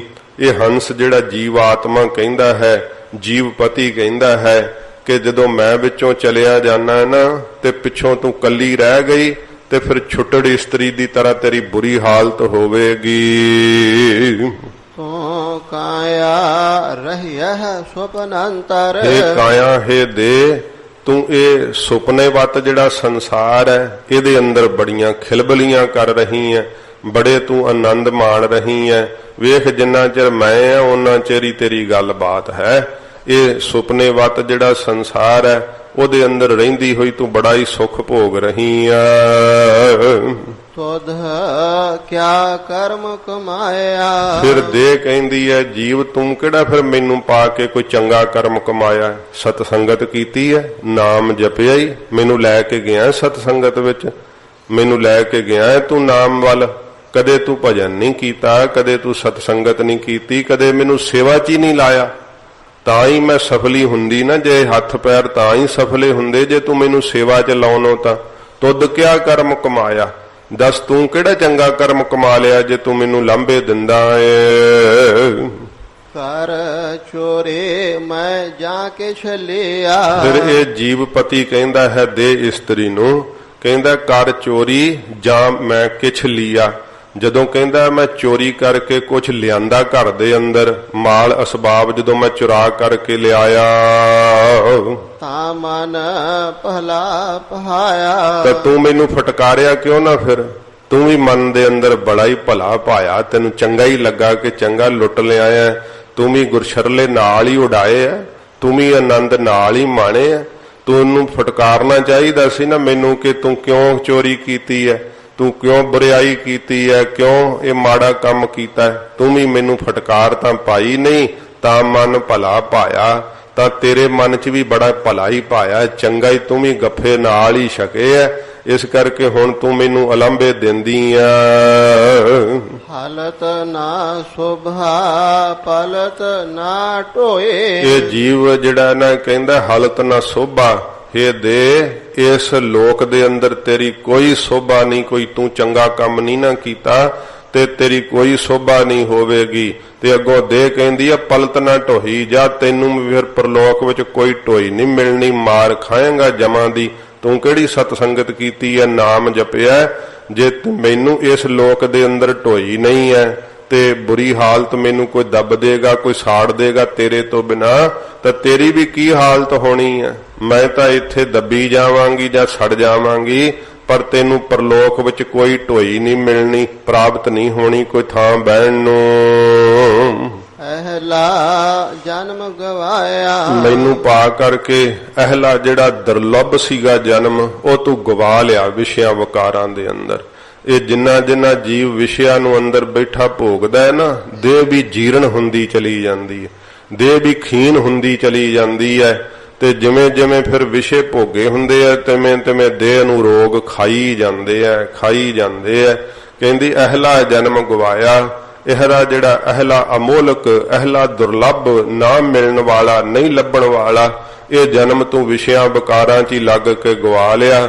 ਮੈਨੂੰ ਪਾਇਆ ਸੀ ਤੂੰ ਵਾਹਿਗੁਰੂ ਨੂੰ ਪ੍ਰਾਪਤ ਹੋਣ ਵਾਸਤੇ, ਪਰ ਤੂੰ ਵਾਹਿਗੁਰੂ ਨੂੰ ਪ੍ਰਾਪਤ ਕੀ ਕਰਨਾ ਸੀ, ਤੂੰ ਮੇਰੀ ਵੀ ਬੜੀ ਦੁਰਗਤ ਕਰਾ ਦਿੱਤੀ, ਮੇਰੀ ਵੀ ਬੁਰੀ ਹਾਲਤ ਕਰਾ ਦਿੱਤੀ ਜੀਵ। ਹੁਣ ਤੂੰ ਸਹਿ ਫਿਰ ਦੁੱਖ ਜਾ ਕੇ ਪਰਲੋਕ ਦੇ ਅੰਦਰ। ਮੈਂ ਤਾਂ ਫਿਰ ਇੱਥੇ ਹੀ, ਕਿਉਂਕਿ ਜਿਹੜੀ ਦੇਹ ਹੈ ਉਹ ਤਾਂ ਇਸ ਲੋਕ ਵਿੱਚ ਉਹਦੀ ਕੋਈ ਸ਼ੋਭਾ ਨਹੀਂ ਨਾ ਫਿਰ ਹੁੰਦੀ, ਉਹ ਇੱਥੇ ਹੀ ਸੜ ਜਾਂਦੀ ਹੈ ਜਾਂ ਦੱਬ ਦਿੰਦੇ ਆ। ਤੇ ਜੀਵ ਨੂੰ ਕਹਿੰਦੀ ਹੈ ਤੂੰ ਪਰਲੋਕ ਵਿੱਚ ਜਾ ਕੇ ਫਿਰ ਉਹਨੂੰ ਦੁੱਖ ਸਹਿਣਾ ਕਰ, ਆਪਣਾ ਕੀਤਾ ਜਿਹੜਾ ਹੈ ਬੁਰਾ ਕਰਮ ਉਹਦਾ ਫਲ ਭੁਗਤਣਾ ਕਰ। ਫਿਰ ਤੂੰ ਵੀ ਜਾ ਕਰਕੇ ਕੋਈ ਚੰਗਾ ਕਰਮ ਤਾਂ ਤੈਂ ਵੀ ਨਹੀਂ ਕੀਤਾ। ਤੋ ਪੜੋ ਫਿਰ ਅਹਲਾ ਜਨਮ ਗਵਾਇਆ। ਜਿਹੜਾ ਅਹਲਾ ਅਮੋਲਕ ਸੀਗਾ, ਦੁਰਲੱਭ ਜਨਮ, ਨਹੀਂ ਲੱਭਣ ਵਾਲਾ, ਬੜੀ ਮੁਸ਼ਕਲ 84 ਲੱਖ ਜੂਨ ਤੋਂ ਬਾਅਦ ਮਿਲਿਆ ਸੀ, ਉਹ ਸਾਰਾ ਗਵਾ ਲਿਆ, ਬਰਬਾਦ ਕਰ ਲਿਆ। ਹਾਂ ਖਰੇ ਦੁਹਲੇ ਹੋਏ। ਤੇ ਫਿਰ ਸਾਧ ਸੰਗਤ ਜੀ ਜਿਹੜੀ ਦੇਹ ਹੈ ਨਾ, ਸਤਿਗੁਰੂ ਗਰੀਬ ਨਵਾਜ ਸੱਚੇ ਪਾਤਸ਼ਾਹ ਮਹਾਰਾਜ ਸਮਰੱਥ ਨੇ ਗਰੀਬ ਨਵਾਜ ਜੀ। ਵੇਖੋ ਜੀਵ ਨੂੰ ਵੀ ਗੱਲਾਂ ਕਰਾਤੀਆਂ ਤੇ ਦੇਹ ਦੀਆਂ ਵੀ ਗੱਲਾਂ ਮਹਾਰਾਜ ਕਰਾ ਦਿੱਤੀਆਂ। ਤੇ ਸਤਿਗੁਰਾਂ ਸਾਨੂੰ ਆਪਣੇ ਸ਼੍ਰੀ ਕੰਠ ਤੋਂ ਹੀ ਉਪਦੇਸ਼ ਦਿੱਤਾ ਗਰੀਬ ਨਵਾਜ ਜੀ ਨੇ। ਤੇ ਅਸੀਂ ਵੇਖੀਏ ਸਾਡੀ ਦੇਹ ਕੀ ਕਰਦੀ ਹੈ, ਦੇਹ ਦੇ ਅੰਦਰ ਬੈਠਾ ਹੋਇਆ ਜੀਵ ਕੀ ਕਹਿੰਦਾ ਹੈ। ਇਹ ਸਾਰੇ ਸਾਧ ਸੰਗਤ ਜੀ, ਜਦੋਂ ਜੀਵ ਵੀ ਪਾਪ ਕਰੀ ਜਾਂਦਾ ਹੈ, ਦੇਹ ਵੀ ਉਸੇ ਵਿੱਚ ਹੀ ਸੁੱਖ ਮੰਨੀ ਜਾਂਦੀ ਹੈ। ਇੰਦਰੀਆਂ ਰਾਹੀਂ ਇਹਨਾਂ ਇੱਕ ਦੂਸਰੇ ਨੂੰ ਉਲੰਭਾ ਦਿੱਤਾ ਹੈ ਤੇ ਗਲਤੀ ਦੋਹਾਂ ਨੇ ਕੀਤੀ ਹੈ। ਤੇ ਜਿਸ ਕਰਕੇ ਹੁਣ ਦੇਹ ਤਾਂ ਫਿਰ ਇੱਥੇ ਹੀ ਛੁੱਟ ਗਈ ਤੇ ਜਿਹੜੇ ਕੀਤੇ ਹੋਏ ਕਰਮ ਆ ਉਹ ਭੋਗਣੇ ਪੈਂਦੇ ਆ ਜੀਵ ਨੂੰ ਜਾ ਕਰਕੇ। ਇਹ ਹੁਣ ਦੇਹ ਬੇਨਤੀ ਕਰਦੀ ਹੈ। ਕੀ ਬੇਨਤੀ ਕਰਦੀ ਆ? ਹਾਂ ਖਰੇ ਦੁਹੇਲੇ ਹੋਏ। ਕਹਿੰਦੀ ਹੈ ਦੇ ਮਹਾਰਾਜ ਮੈਂ ਤਾਂ ਬਹੁਤ ਜ਼ਿਆਦਾ ਖਰੀ ਅਤਿਅੰਤੀ ਦੁਹੇਲੀ ਦੁਖੀ ਹੋ ਗਈ ਆ। ਬਾਬਾ ਨਾਨਕ ਮੇਰੀ ਬਾਤ ਨਾ ਪੁੱਛਾ ਕੋਏ। ਇਹ ਅਕਾਲ ਪੁਰਖ ਸਰੂਪ ਬਾਬਾ ਸਤਿਕਾਰਯੋਗ ਸ਼ਬਦ ਹੈ। ਇਹ ਸੱਚੇ ਪਾਤਸ਼ਾਹ ਜੀ ਮਹਾਰਾਜ ਆਪ ਹੀ ਸਭ ਦੇ ਵੱਡੇ ਹੋ। हे ਬਾਬਾ ਗੁਰੂ ਨਾਨਕ ਸਾਹਿਬ ਜੀ ਮੇਰੀ ਬਾਤ ਨਾ ਪੁੱਛੈ ਕੋਈ। ਹੁਣ ਮੇਰੀ ਕੋਈ ਬਾਤ ਨਹੀਂ ਮਹਾਰਾਜ ਸਾਹਿਬ ਜੀ ਪੁੱਛਦਾ। ਇਹ ਦੇਹ ਦਾ ਹੀ ਪ੍ਰਸ਼ਨ ਜੋ ਹੋਇਆ ਸਤਿਗੁਰਾਂ ਜੀ ਨੇ ਆਖਿਆ ਫਿਰ ਪੜ੍ਹ ਦਿਓ। ਬਾਬਾ ਨਾਨਕ ਮੇਰੀ ਬਾਤ ਨਾ ਪੁੱਛੈ ਕੋਈ। ਗੁਰੂ ਬਾਬਾ ਨਾਨਕ ਦੇਵ ਸੱਚੇ ਪਾਤਸ਼ਾਹ ਜੀ ਮਹਾਰਾਜ ਕਹਿੰਦੇ ਆ ਕਿ ਭਾਈ ਇਹ ਫਿਰ ਦੇਹ ਜਿਹੜੀ ਹੈ ਨਾ ਇਹ ਕਹਿੰਦੀ ਹੈ ਮੇਰੀ ਬਾਤ ਨਹੀਂ ਮਹਾਰਾਜ ਕੋਈ ਪੁੱਛਦਾ। ਮੈਂ ਸਫਲੀ ਨਹੀਂ ਹੋਈ। ਜੀਵ ਨੇ ਪਾ ਕਰਕੇ ਮੈਨੂੰ ਮਹਾਰਾਜ ਭਲਾ ਨਹੀਂ ਕੀਤਾ। ਕੋਈ ਮੇਰੇ ਰਾਹੀਂ ਸੇਵਾ ਨਹੀਂ ਕੀਤੀ, ਕੋਈ ਭਜਨ ਨਹੀਂ ਕੀਤਾ। ਬਹੁਤ ਜ਼ਿਆਦਾ ਮਹਾਰਾਜ ਮੈਂ ਤਾਂ ਦੁਖੀ ਹੋਈ ਆ ਅਤਿਅੰਤੀ।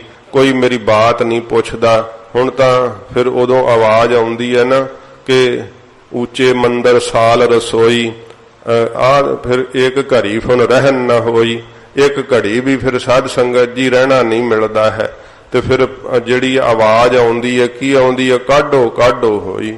ਕੋਈ ਬਾਤ ਨਹੀਂ ਪੁੱਛਦਾ। ਹਰ ਕੋਈ ਕਹਿੰਦਾ ਕੱਢੋ ਬਦਬੂ ਆਏਗੀ, ਕੱਢੋ ਬਦਬੂ ਆਏਗੀ, ਬਾਹਰ ਕੱਢੋ ਇਹਨੂੰ ਦੇਹ ਨੂੰ। ਬੜੀ ਜਲਦੀ ਫਿਰ ਸਾਰੇ ਫੂਕ ਆਉਂਦੇ ਆ ਜਾ ਕਰਕੇ, ਕੋਈ ਦਫਨਾ ਆਉਂਦੇ ਆ।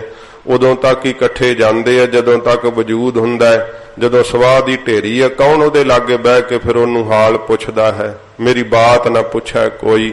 ਇਹ ਦੇਹ ਕਹਿੰਦੀ ਹੈ ਜਿਹਨੂੰ ਆਪਣਾ ਅਸਲੀ ਰੂਪ ਸਮਝਿਆ ਹੋਇਆ ਆਪਾਂ ਕਿ ਮੈਂ ਦੇਹ ਹਾਂ, ਮੈਂ ਦੇਹ ਹਾਂ। ਕੌਣ ਫਿਰ ਬਾਤ ਪੁੱਛਦਾ ਦੇਹ ਦੀ? ਕੋਈ ਬਾਤ ਨਹੀਂ ਪੁੱਛਦਾ ਸਾਧ ਸੰਗਤ ਜੀ। ਕੋਈ ਫੱਟੇ ਤੇ ਪਾਇਆ ਹੁੰਦਾ ਹੈ, ਕਿੱਥੇ ਮਖਮਲੀ ਗੱਦਿਆਂ ਤੇ ਦੇਹ ਨੂੰ ਪਾ ਪਾ ਕਰਕੇ ਕਹਿੰਦੇ ਨਹੀਂ ਅਜੇ ਵੀ ਨਹੀਂ ਪੋਲਾ। ਇੰਨੇ ਪੋਲਿਆਂ ਗੱਦਿਆਂ ਤੇ ਸੌਂਦੇ ਆ। ਫਿਰ ਕਿਹੜੀ ਥੱਲੇ ਕੋਈ ਸਾਧ ਸੰਗਤ ਜੀ ਤਲਾਈ ਜਾਂ ਗੱਦਾ ਵਿਛਾਉਂਦੇ ਆ ਤੇ ਉਹ ਕੱਪੜਾ ਵਿਛਾ ਕਰਕੇ ਫੱਟੇ ਤੇ ਹੀ ਪਾ ਕਰਕੇ ਫਿਰ ਲੈ ਜਾਂਦੇ। ਇਹੋ ਜੀ ਹਾਲਤ ਹੁੰਦੀ ਹੈ। ਕੋਈ ਦੇਹ ਨੂੰ ਇਹ ਬਾਤ ਥੋੜੋ ਪੁੱਛਦਾ ਜਾ ਕਰਕੇ ਕਿ ਤੈਨੂੰ ਫੱਟਾ ਚੁੱਭਦਾ ਤੇ ਨਹੀਂ।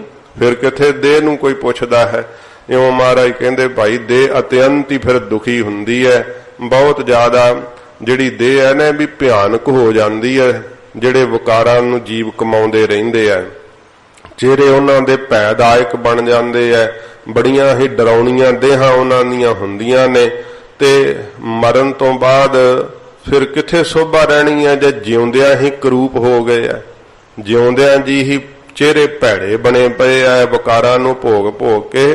ਤੇ ਮਰਨ ਤੋਂ ਬਾਅਦ ਫਿਰ ਕਿਹੜਾ ਸਾਧ ਸੰਗਤ ਜੀ ਚਿਹਰੇ ਦੇ ਉੱਤੇ ਕੋਈ ਆਭਾ ਰਹਿਣੀ ਹੈ? ਮਰਨ ਤੋਂ ਬਾਅਦ ਤਾਂ ਉਸੇ ਵੇਲੇ ਹੀ ਚਿਹਰੇ ਮੁਰਝਾ ਜਾਂਦੇ ਆ। ਸਗੋਂ ਹੀ ਬੜੀ ਭਿਆਨਕ ਦੇਹ ਜਿਹੜੀ ਉਹ ਲੱਗਣ ਲੱਗ ਪੈਂਦੀ ਹੈ। ਕੋਈ ਫਿਰ ਦੇਹ ਦੀ ਬਾਤ ਨਹੀਂ ਪੁੱਛਦਾ। ਗੁਰੂ ਨਾਨਕ ਸਾਹਿਬ ਜੀ ਮਹਾਰਾਜ ਗਰੀਬ ਨਵਾਜ ਅਕਾਲ ਪੁਰਖ ਸਰੂਪ ਆਪ ਕਹਿੰਦੇ ਹਨ।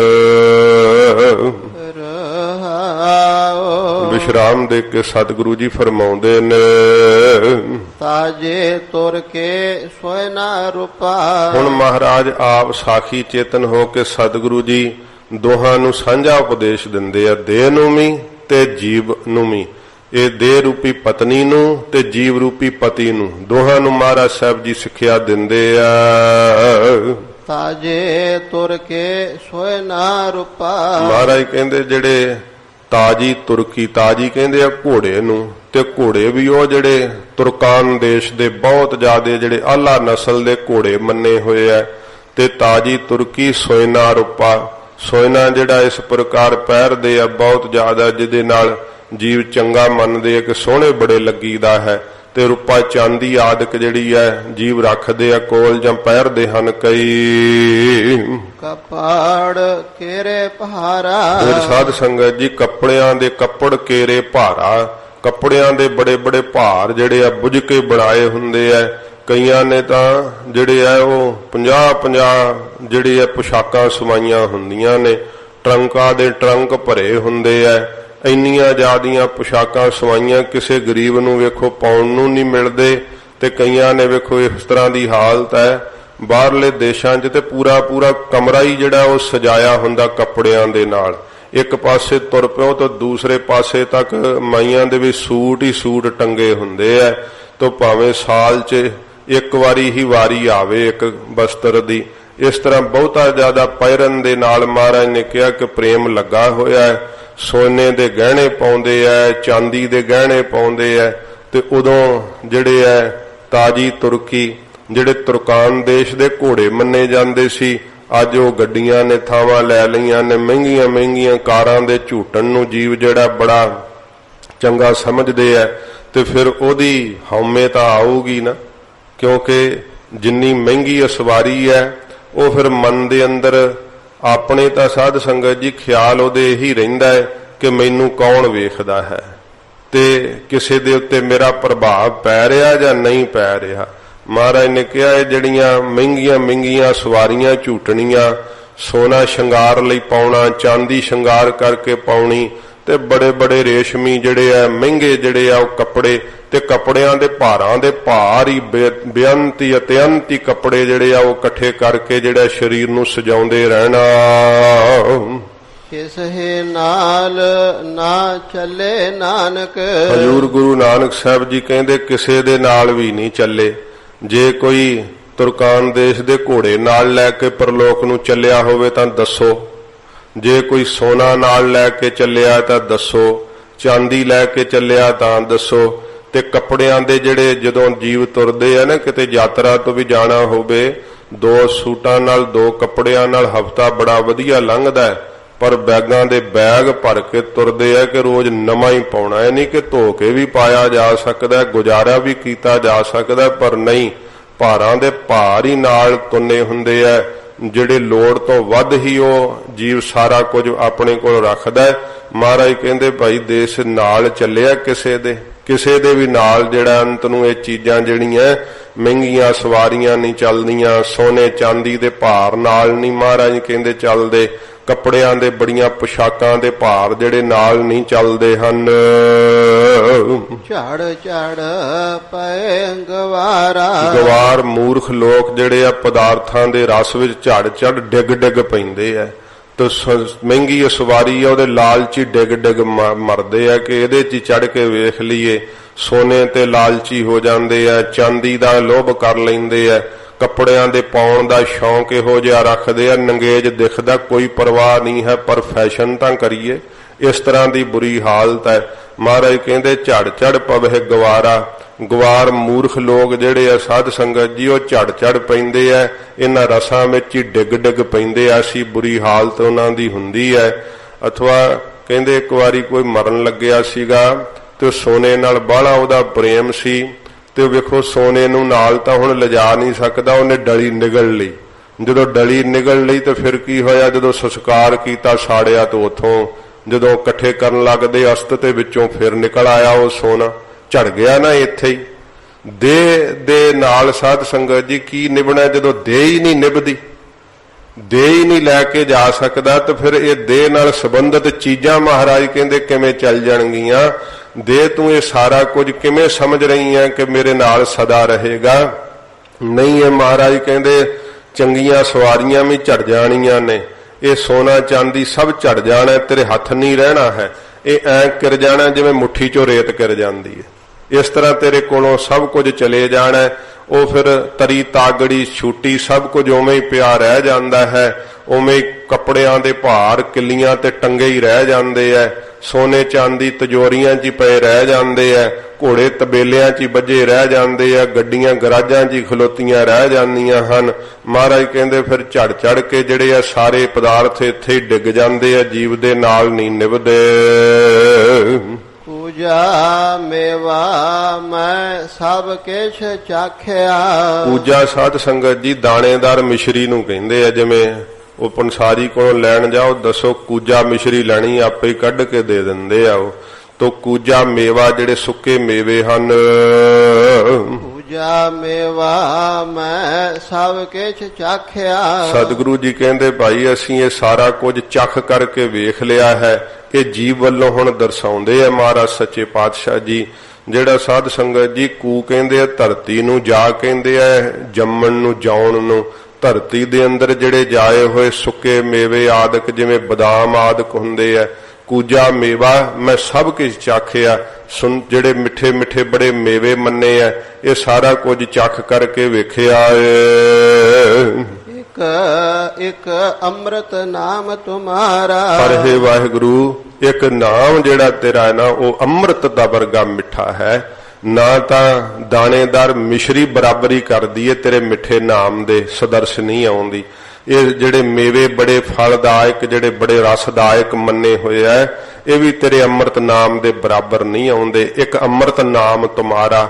हे ਵਾਹਿਗੁਰੂ, ਤੇਰਾ ਜਿਹੜਾ ਨਾਮ ਹੈ ਨਾ ਇੱਕ, ਇਹ ਅੰਮ੍ਰਿਤ ਵਰਗਾ ਮਿੱਠਾ ਹੈ। ਐਸੀ ਮਿਠਾਸ ਹੈ ਇਹਦੇ ਅੰਦਰ ਕਿ ਇਹਦੇ ਬਰਾਬਰ ਕੋਈ ਹੋਰ ਮਿਠਾਸ ਆਉਂਦੀ ਨਹੀਂ। ਅਸੀਂ ਬੜੇ ਇਹ ਪਦਾਰਥ ਜਿਹੜੇ ਚੱਖ ਕੇ ਵੇਖ ਲਏ ਐ। ਹਜ਼ੂਰ ਜੀਵ ਨੂੰ ਕਹਿੰਦੇ ਆ, ਤੂੰ ਇਹ ਸਾਰੇ ਪਦਾਰਥ ਚੱਖੇ ਆ, ਮੇਵੇ ਖਾਦੇ ਆ, ਕੂਜਾ ਮਿਸ਼ਰੀ ਖਾਦੀ ਆ, ਬਦਾਮ ਖਾਦੇ ਆ, ਸਭ ਕੁਝ ਖਾ ਕੇ ਵੇਖਿਆ ਹੈ। ਪਰ ਵਾਹਿਗੁਰੂ ਦੇ ਅੰਮ੍ਰਿਤ ਨਾਮ ਨੂੰ ਵੀ ਚੱਖ ਕੇ ਵੇਖ ਲੈ, ਫਿਰ ਤੇਰੇ ਸਾਰੇ ਹੀ ਸਵਾਦ ਮੁੱਕ ਜਾਣਗੇ।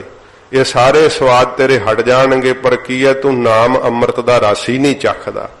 ਜਦੋਂ ਇਸ ਰਸ ਨੂੰ ਨਹੀਂ ਚੱਖਦਾ ਤੇ ਹੋਰਨਾਂ ਰਸਾਂ ਦੇ ਵਿੱਚ ਫਿਰ ਤੂੰ ਲੱਗਿਆ ਰਹਿਣਾ ਹੈ। ਇਹ ਹੀ ਤੈਨੂੰ ਮਿੱਠੇ ਲੱਗਦੇ ਆ, ਭਾਵੇਂ ਉਹਨਾਂ ਨਾਲ ਰੋਗ ਹੋ ਜੇ ਫਿਰ ਵੀ ਤੂੰ ਉਹਨਾਂ ਨੂੰ ਛੱਡ ਨਹੀਂ ਪਾਉਂਦਾ ਹੈ। ਇਹੋ ਜੀ ਹਾਲਤ ਹੋ ਜਾਂਦੀ ਹੈ। ਸਤਿਗੁਰੂ ਜੀ ਕਹਿੰਦੇ ਕਿ ਅੰਮ੍ਰਿਤ ਨਾਮ ਤੁਮਾਰਾ। हे ਵਾਹਿਗੁਰੂ, ਤੇਰਾ ਅੰਮ੍ਰਿਤ ਵਰਗਾ ਜਿਹੜਾ ਮਿੱਠਾ ਨਾਮ ਹੈ, ਉਹਦੇ ਬਰਾਬਰ ਇਹ ਮਿੱਠੀਆਂ ਚੀਜ਼ਾਂ ਨਹੀਂ ਆ ਸਕਦੀਆਂ। ਦੇ ਦੇ ਨੇਵ ਦੀਵਾਲ ਉਸਾਰੇ। ਦੇ ਕਰਕੇ ਕੱਢ ਕੇ ਪੁੱਟ ਕੇ ਨੀਹਾਂ ਜਿਹੜੀਆਂ ਹਨ ਪੱਕੀਆਂ ਥੱਲੋਂ ਬੜੀ ਜਿਹੜੀ ਆ ਉਹ ਸਾਧ ਸੰਗਤ ਜੀ ਵਿਸਥਾਰ ਨਾਲ ਨਿਉ ਰੱਖਦੇ ਐ, ਤੇ ਉੱਤੇ ਦੀਵਾਲ ਜਿਹੜੀ ਕੰਧ ਹੈ ਫਿਰ ਉਸਾਰਦੇ ਐ, ਤੇ ਬਹੁਤ ਉੱਤੇ ਕਹਿੰਦੇ ਅਟਾਰੀਆਂ ਉੱਚੀਆਂ ਪਾਉਣੀਆਂ, ਗਹਿਰੀ ਕਰਕੇ ਨੀਵ ਖੁਦਾਈ ਉੱਪਰ ਮੰਡਪ ਛਾਏ। ਬਹੁਤ ਜ਼ਿਆਦੀਆਂ ਗਹਿਰੀਆਂ ਡੂੰਘੀਆਂ ਜਿਹੜੀਆਂ ਨੀਆਂ ਨਾ ਦੇ ਕਰਕੇ ਦੀਵਾਲ ਜਿਹੜੀਆਂ ਕੰਧਾਂ ਹਨ ਇਹ ਉਸਾਰਦੇ ਹਨ। ਭਸਮ ਅੰਦਰ ਕੇ ਢੇਰੇ। ਪਰ ਜਿੰਨੇ ਵੀ ਇਹ ਸਾਧ ਸੰਗਤ ਜੀ ਉੱਚੇ ਮਹਿਲ ਨੇ, ਜਿੰਨੀਆਂ ਮਾੜੀਆਂ ਨੇ, ਅੰਦਰ ਨੂੰ ਮਿੱਟੀ ਦਾ ਢੇਰ ਹੋ ਜਾਂਦੇ ਆ। ਇਹ ਜੇ ਕਿਲੇ ਜਿਨ੍ਹਾਂ ਦੇ ਅੰਦਰ ਕਦੇ ਫਾਨੂਸ ਜਗਦੇ ਸੀ, ਕਦੇ ਸਾਧ ਸੰਗਤ ਜੀ ਅਤਰ ਤੇ ਫੁਲੇਲ ਦੀਆਂ ਖੁਸ਼ਬੂਆਂ ਉੱਡਦੀਆਂ ਸੀ, ਅੱਜ ਉਹਨਾਂ ਕਿਲਿਆਂ ਦੇ ਅੰਦਰ ਕਬੂਤਰਾਂ ਦੇ ਬਿੱਠਾਂ ਦੀ ਬੋ ਆਉਂਦੀ ਹੈ। ਇਹ ਜੀ ਹਾਲਤ ਹੈ। ਕਿਸੇ ਤਰ੍ਹਾਂ ਦਾ ਕਿਥੋਂ ਕੰਧ ਢੱਠ ਰਹੀ ਹੈ, ਕਿਤੋਂ ਕੋਈ ਡੇੜੀ ਡਿੱਗ ਰਹੀ ਹੈ, ਢੇਰ ਹੀ ਬਣ ਗਏ ਹੈ, ਮਿੱਟੀ ਦਾ ਢੇਰ ਹੀ ਹੋ ਜਾਂਦੇ ਹੈ।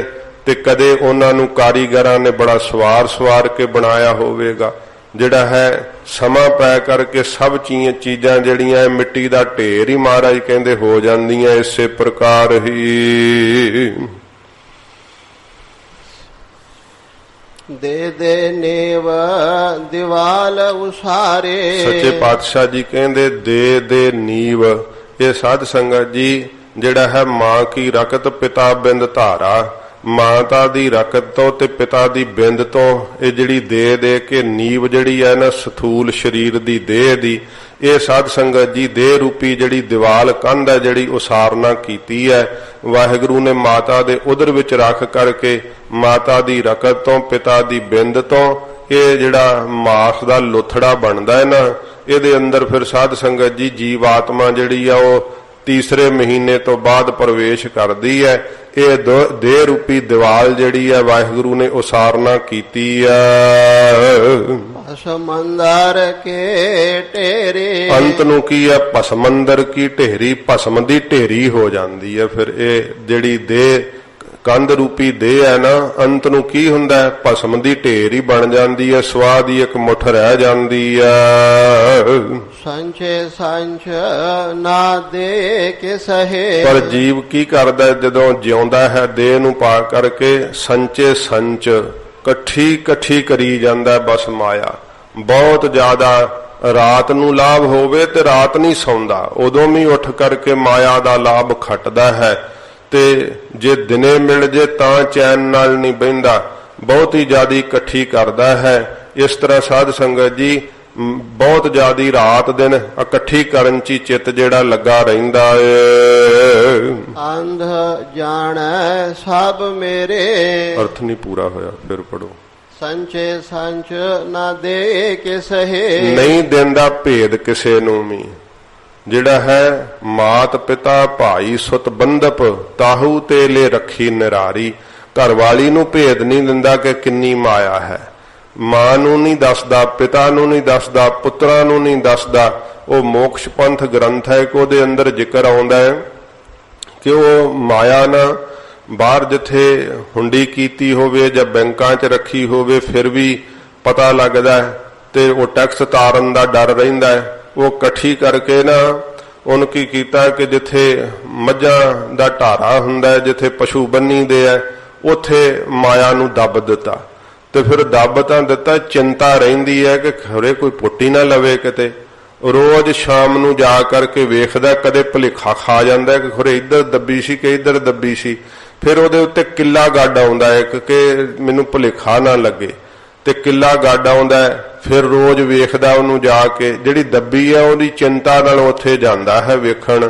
ਤੇ ਇੱਕ ਦਿਨ ਹਨੇਰੇ ਜਦੋਂ ਜਾਂਦਾ ਹੈ ਤੇ ਠੇਡਾ ਲੱਗ ਕੇ ਡਿੱਗਦਾ, ਸਾਹ ਮੱਥਾ ਉਹ ਕਿੱਲੇ ਵਿੱਚ ਜਾ ਵੱਜਦਾ ਤੇ ਮੱਥੇ ਵਿੱਚ ਫਿਰ ਜੋ ਸੋਜ ਪੈ ਜਾਂਦੀ, ਰੋੜ ਪੈ ਜਾਂਦੇ ਹੈ।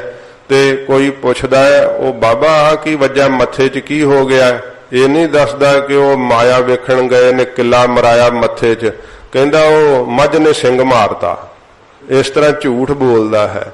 ਤੋ ਇਹ ਬੁਰੀ ਹਾਲਤ ਹੁੰਦੀ ਹੈ। ਇਕੱਠੀ ਕਰੀ ਚਰਿਆ ਜਾਂਦਾ ਹੈ, ਸੁਪਨੇ ਵਿੱਚ ਵੀ ਇਕੱਠੀ ਕਰੀ ਜਾਂਦਾ ਹੈ, ਪ੍ਰਤੱਖ ਵੀ ਇਕੱਠੀ ਕਰੀ ਜਾਂਦਾ ਹੈ। ਸੁਪਨੇ ਵੀ ਮਾਇਆ ਦੇ ਲਾਭ ਦੇ ਹੀ ਆਉਂਦੇ ਇਸ ਨੂੰ। ਤੇ ਇਸ ਪ੍ਰਕਾਰ ਮਹਾਰਾਜ ਕਹਿੰਦੇ ਹਨ, ਫਿਰ ਪੜ੍ਹੋ, ਸੰਚੇ ਸੰਚ ਨਾ ਦੇ ਕਿਸਹੇ। ਇਕੱਠੀ ਕਰੀ ਜਾਂਦਾ, ਨਾ ਦੇ ਹੀ ਕਿਸੇ ਨੂੰ ਨਹੀਂ ਦਿੰਦਾ। ਕੋਈ ਭਲਾ ਕਿਸੇ ਦਾ ਕੋਈ ਕਰਨਾ ਹੋਵੇ, ਨਾ ਜੀ ਹੈ ਹੀ ਨਹੀਂ, ਮਰ ਗਏ, ਕੁਛ ਵੀ ਨਹੀਂ ਕੋਲ। ਤੇ ਜੇ ਘਰ ਵਾਲੀ ਅੰਦਰੋਂ ਕਹਿ ਦੇ ਕਿ ਲੋੜਵੰਦ ਸੀ, ਚਲੋ ਮਦਦ ਕਰ ਹੀ ਦਿੰਦੇ। ਕਹਿੰਦਾ ਜਾ ਕੰਮ ਕਰ, ਤੈਨੂੰ ਕੀ ਪਤਾ ਮੈਂ ਘਰ ਕਿਵੇਂ ਚਲਾ ਰਿਹਾ ਹਾਂ। ਕੋਲ ਹੁੰਦਿਆਂ ਹੋਇਆਂ ਵੀ ਲੋੜਵੰਦ ਦੀ ਮਦਦ ਨਹੀਂ ਕਰਦੇ ਹੈ। ਐਸੀ ਹਾਲਤ ਹੈ। ਜੇ ਕੋਈ ਗਰਾਈ ਕਰਨ ਚਲੇ ਜਾਣ ਗੁਰੂ ਘਰ ਵੱਲੋਂ ਜਾਂ ਮੰਦਰ ਵੱਲੋਂ, ਉਹਨਾਂ ਨੂੰ ਅੱਗੋਂ ਪੈ ਜਾਂਦੇ ਆ, ਤੁਸੀਂ ਵਿਹਲੜ ਕਿੱਧਰ ਆ ਗਏ। ਤੋ ਇਸ ਤਰ੍ਹਾਂ ਇਕੱਠੀ ਕਰੀ ਜਾਂਦਾ ਹੈ ਤੇ ਕਿਸੇ ਨੂੰ ਵੀ ਨਹੀਂ ਦਿੰਦਾ, ਥੋੜੀ ਕੌਡੀ ਮਾਤਰ ਵੀ ਨਹੀਂ ਦਿੰਦਾ ਕਿ ਕਿਤੇ ਵੇਖੋ ਪਰਲੋਕ 'ਚ ਭਲਾ ਕਰ ਸਕਦੀ ਹੈ ਮਾਇਆ, ਜੇ ਕਿ ਧਰਮ ਅਰਥ ਇਸ ਨੂੰ ਖਰਚ ਲਵੇ। ਪਰ ਧਰਮ ਅਰਥ ਨਹੀਂ ਖਰਚਦਾ, ਕਿਸੇ ਨੂੰ ਕੁਝ ਨਹੀਂ ਦਿੰਦਾ, ਭੇਦ ਵੀ ਨਹੀਂ ਦੱਸਦਾ ਹੈ। ਇਸ ਤਰ੍ਹਾਂ ਮਹਾਰਾਜ ਕਹਿੰਦੇ ਮਾਇਆ ਇਕੱਠੀ ਜਿਹੜੀ ਹੈ ਬੜੇ ਲਾਲਚ ਨਾਲ ਕਰਦਾ ਰਹਿੰਦਾ ਹੈ ਜੀਵ। ਅੰਧ ਜਾਣੈ ਸਭ ਮੇਰੇ। ਐਸਾ ਅਗਿਆਨੀ ਅੰਧਾ ਹੈ, ਸਾਰੀ ਜਾਣਦਾ ਮੇਰੀ ਹੈ, ਮੇਰ ਕਰਦਾ ਉਹਦੇ ਉੱਤੇ ਕਿ ਮੇਰੇ ਕੋਲ ਇੰਨੀ ਮਾਇਆ ਹੈ। ਇਸ ਤਰ੍ਹਾਂ ਮਹਾਰਾਜ ਕਹਿੰਦੇ ਅਗਿਆਨੀ ਹੈ, ਅੰਨਾ ਹੈ, ਉਸ ਇਕੱਠੀ ਕੀਤੀ ਹੋਈ ਮਾਇਆ ਤੇ ਮੇਰ ਕਰਦਾ ਕਿ ਇਹ ਮੇਰੀ ਹੈ ਸਾਰੀ। ਸੋਇਨ ਲੰਕਾ ਸੋਇਨ ਮਾੜੀ। ਹਜੂਰ ਕਹਿੰਦੇ ਲੈ ਤੈਨੂੰ ਦੱਸਦੇ ਆ, ਤੂੰ ਤੇ ਥੋੜੀਆਂ ਮੋਹਰਾਂ ਦੱਬੀ ਫਿਰਦਾ ਨਾ, ਜਾਂ ਬੈਂਕ 'ਚ ਐਫਡੀਆਂ ਕਰਾਈ ਫਿਰਦਾ। ਲੈ ਤੈਨੂੰ ਦੱਸਦੇ ਆ ਕਿ ਵੇਖ, ਸੋਇਨ ਲੰਕਾ ਸੋਇਨ ਮਾੜੀ। ਮਹਾਰਾਜ ਕਹਿੰਦੇ ਰਾਵਣ ਦੀ ਸੋਇਨੇ ਦੀ ਲੰਕਾ ਸੀਗੀ, ਤੂੰ ਤਾਂ ਥੋੜੀਆਂ ਜੀਆਂ ਲਕਾਈ ਫਿਰਦਾ। ਤੇ ਸੋਇਨ ਮਾੜੀ, ਜਿਹੜੀ ਬਾਹਰਲੀ ਕੰਧ ਹੁੰਦੀ ਹੈ ਨਾ ਸ਼ਹਿਰ ਦੀ, ਉਹਨੂੰ ਸਾਧ ਸੰਗਤ ਜੀ ਮਾੜੀ ਕਹਿੰਦੇ ਆ। ਤੇ ਫਿਰ ਜਿਹੜੀਆਂ ਉੱਚੀਆਂ ਅਟਾਰੀਆਂ ਉਹਨਾਂ ਨੂੰ ਵੀ ਮਾੜੀਆਂ ਕਿਹਾ ਜਾਂਦਾ ਹੈ। ਵੇਖੋ ਰਾਵਣ ਇੰਨਾ ਅਮੀਰ ਸੀ, ਲੰਕਾ ਹੀ ਸਾਰੀ ਸੋਨੇ ਦੀ ਬਣਾਈ ਬੈਠਾ ਸੀ, ਤੇ ਉਹ ਕੰਧਾਂ ਵੀ ਸੋਨੇ ਦੀਆਂ ਕੱਢੀਆਂ, ਤੇ ਕੰਧਾਂ ਦੇ ਉੱਤੇ ਜਿਹੜੀਆਂ ਮਮਟੀਆਂ ਬਣਾਈਆਂ ਹੁੰਦੀਆਂ ਚੌਂਕੀਆਂ, ਉਹਨਾਂ ਉੱਤੇ ਵੀ ਸੋਨਾ ਲੱਗਾ ਹੋਇਆ ਸੀ। ਐਸਾ ਉਹ ਰਾਵਣ ਜਿਹਦੀ ਸੋਨੇ ਦੀ ਲੰਕਾ ਸੀ ਤੇ ਸੋਨੇ ਦੀਆਂ ਹੀ ਅਟਾਰੀਆਂ ਜਿਸ ਨੇ ਸਾਰੀਆਂ ਕੰਧਾਂ ਆਦਿਕ ਬਣਾਈਆਂ ਸੀਗੀਆਂ ਲੰਕਾ ਦੀਆਂ।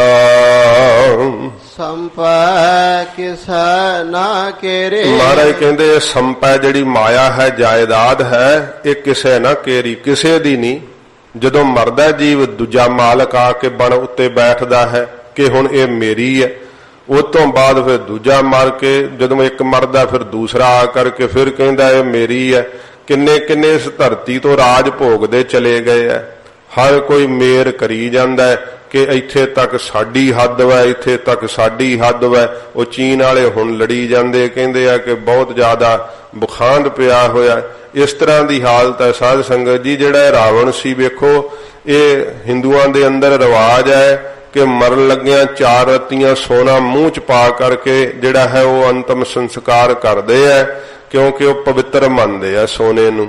ਤੇ ਜਦੋਂ ਮਦੋਦਰੀ ਨੇ ਸ਼੍ਰੀ ਰਾਮਚੰਦਰ ਜੀ ਨੂੰ ਜਾ ਕੇ ਕਿਹਾ ਕਿ ਮਹਾਰਾਜ ਹੁਣ ਰਾਵਣ ਦੀ ਅੰਤਮ ਕਿਰਿਆ ਕਰਨੀ ਹੈ, ਮੈਨੂੰ 4 ਰਤੀਆਂ ਸੋਨਾ ਹੀ ਦੇ ਦਿਓ। ਤੇ ਸ਼੍ਰੀ ਰਾਮਚੰਦਰ ਜੀ ਕਹਿੰਦੇ ਭਾਈ ਹੁਣ ਤਾਂ ਅਸੀਂ ਰਾਜ ਭਵੀਖਣ ਨੂੰ ਦੇਤਾ, ਤੇ ਭਵੀਖਣ ਹੀ ਦੇ ਸਕਦਾ ਹੈ।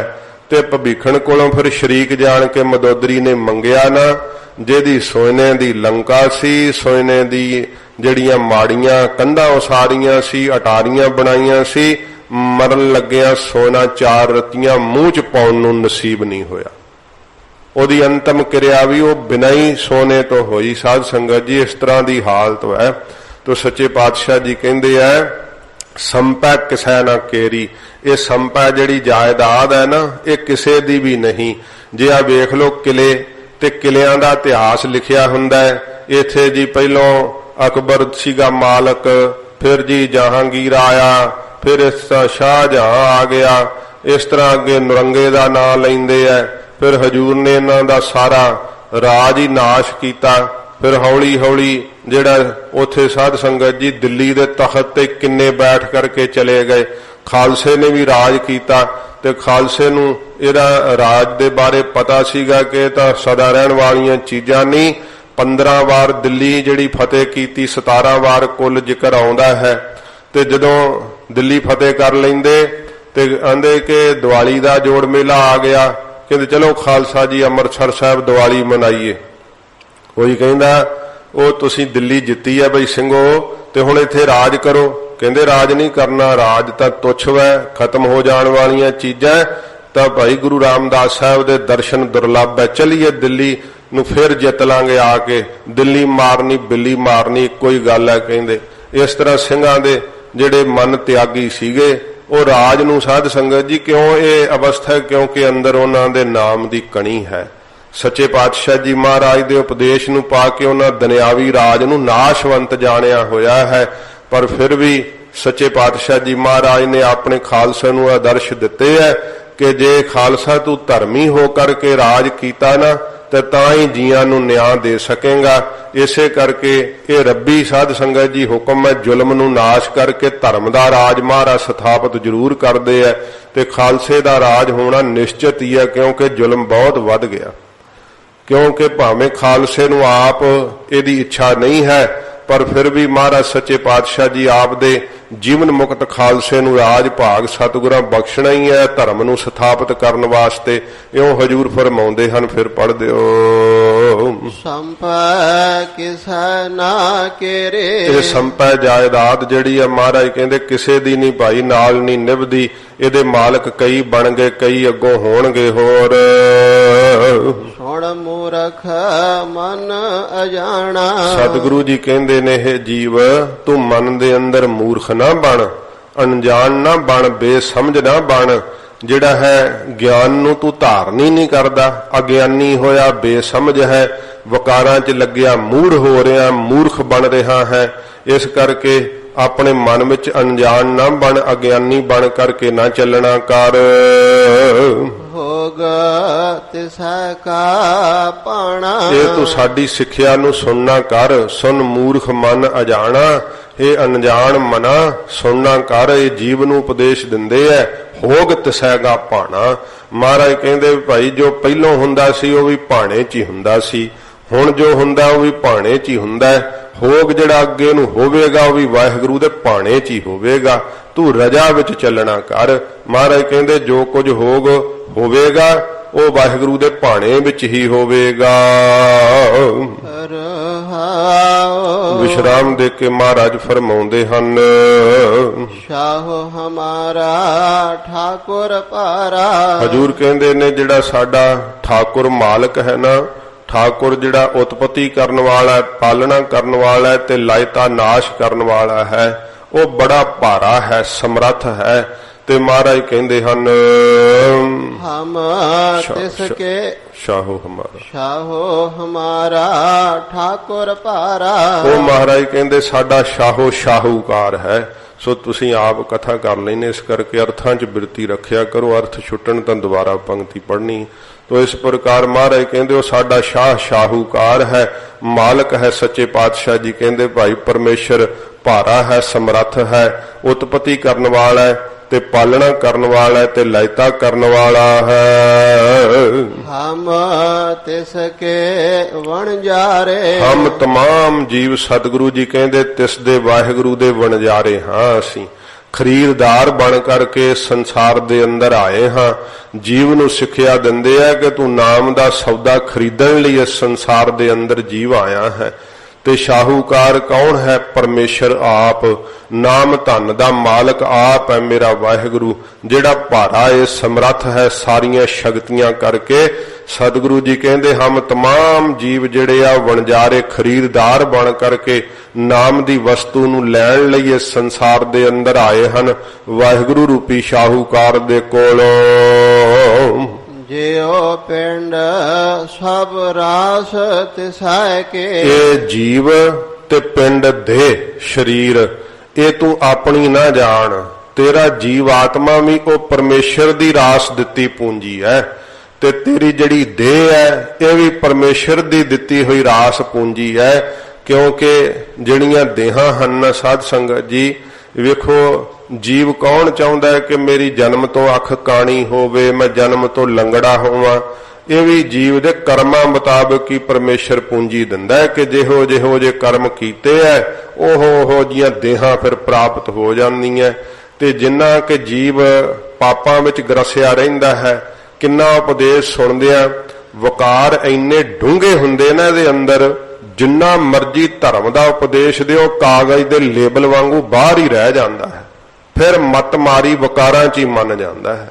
ਇੰਨਾ ਡੂੰਘਾ ਇਹ ਵਕਾਰਾਂ ਦਾ ਭਾਵ, ਕਿਉਂਕਿ ਇੱਕ ਜਨਮ ਤੋਂ ਨਹੀਂ ਨਾ, ਕਈਆਂ ਜਨਮਾਂ ਤੋਂ ਜੀਵ ਦੇ ਅੰਦਰ ਵਕਾਰ ਘਰ ਕਰੀ ਬੈਠੇ ਹੈ। ਤੇ ਫਿਰ ਇਸੇ ਕਰਕੇ ਕਹਿੰਦੇ ਜਦੋਂ ਗੁਰੂ ਸਾਹਿਬ ਦਾ ਉਪਦੇਸ਼ ਤੇ ਗੁਰੂ ਸਾਹਿਬ ਦੀ ਦ੍ਰਿਸ਼ਟੀ ਪੈਂਦੀ ਹੈ ਨਾ, ਉਦੋਂ ਫਿਰ ਜਨਮ ਜਨਮ ਕੀ ਸੋਈ ਜਾਗੀ, ਜਨਮਾਂ ਜਨਮਾਂਤਰਾਂ ਦੀ ਸੁੱਤੀ ਹੋਈ ਬਿਰਤੀ ਜਾਗ ਪੈਂਦੀ ਹੈ। ਵਾਹਿਗੁਰੂ ਦੇ ਸਿਮਰਨ ਵਿੱਚ ਮਨ ਜਾਗ ਪੈਂਦਾ ਹੈ। ਜੀਵ ਦੀ ਹਾਲਤ ਐਸੀ ਹਜੂਰ ਫਰਮਾਉਂਦੇ ਹਨ, ਫਿਰ ਪੜ੍ਹ ਦਿਓ।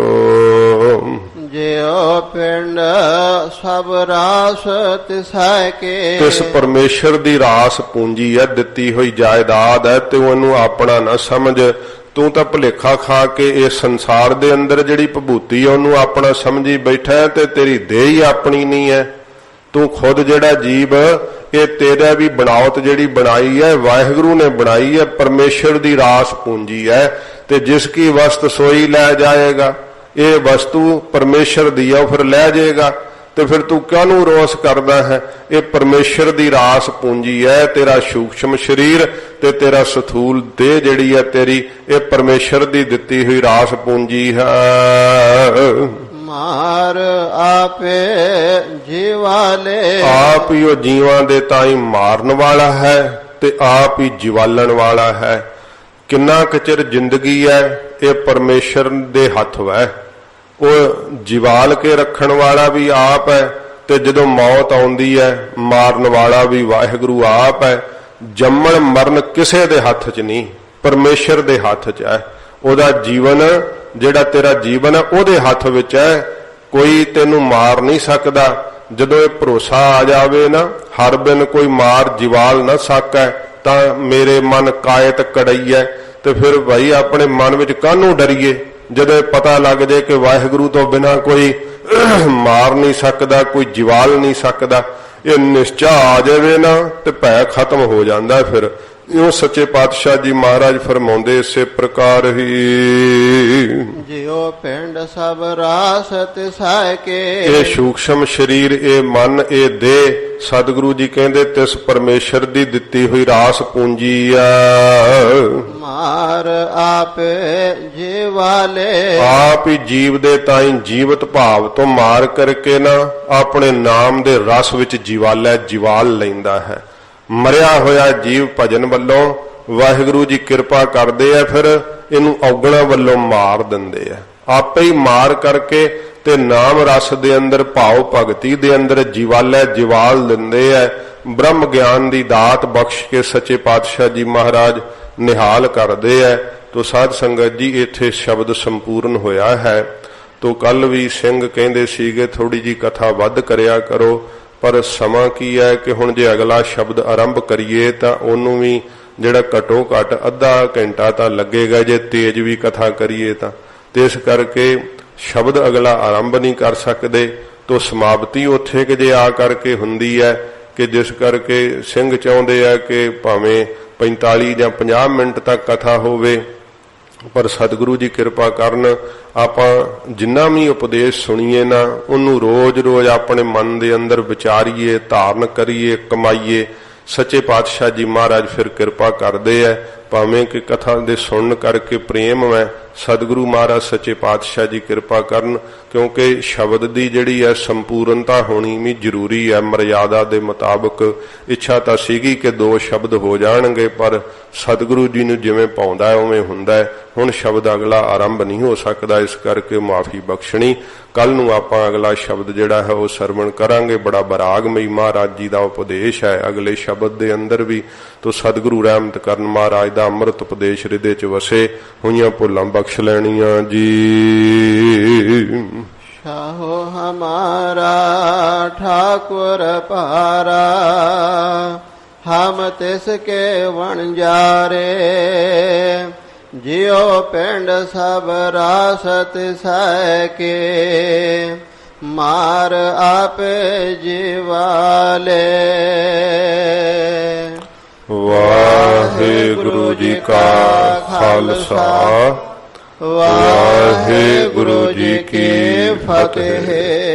हे अच्युत हे पार ब्रह्म, अविनाशी अगनाश, हे पूरन हे सर्ब में, दुख भंजन गुणतास, हे संगी हे निरंकार, हे निर्गुण सब टेक, हे गोबिंद हे गुण निदान, जाकै सदा विवेक, हे अपरंपर हर हरे, हह पी होवन हार, हे संत कै सदा संग, नेदारा आधार, हे ठाकुर हम दासरो, मैं निर्गुण गुण नहीं, नानक दीजै नाम दान, राखो हिया परोए, आए प्रभ शरणागति, कृपा निध दयाल, एक अखर हर मन बस्त, नानक होत निहाल। वाहिगुरु नाम जहाज है, चढ़े सो उतरे पार, जो श्रद्धा कर सेमंदे, गुर पार उतारन हार, कथा निता प्रत होत है, सुनो सो सिंह सुजान, नानक गुरु गोबिंद सिंह जी, सदा करे कल्याण, नानक गुरु गोबिंद सिंह जी, सदा करे कल्याण। वाहिगुरु जी का खालसा, वाहिगुरु जी की फतेह। गाज के जयकार आग जावे, सो निहाल होवे, सात श्री अकाल, गुरबार अकाल देग तेग फतेह, गुरु पंथ खालसे दे चढ़ दे कला।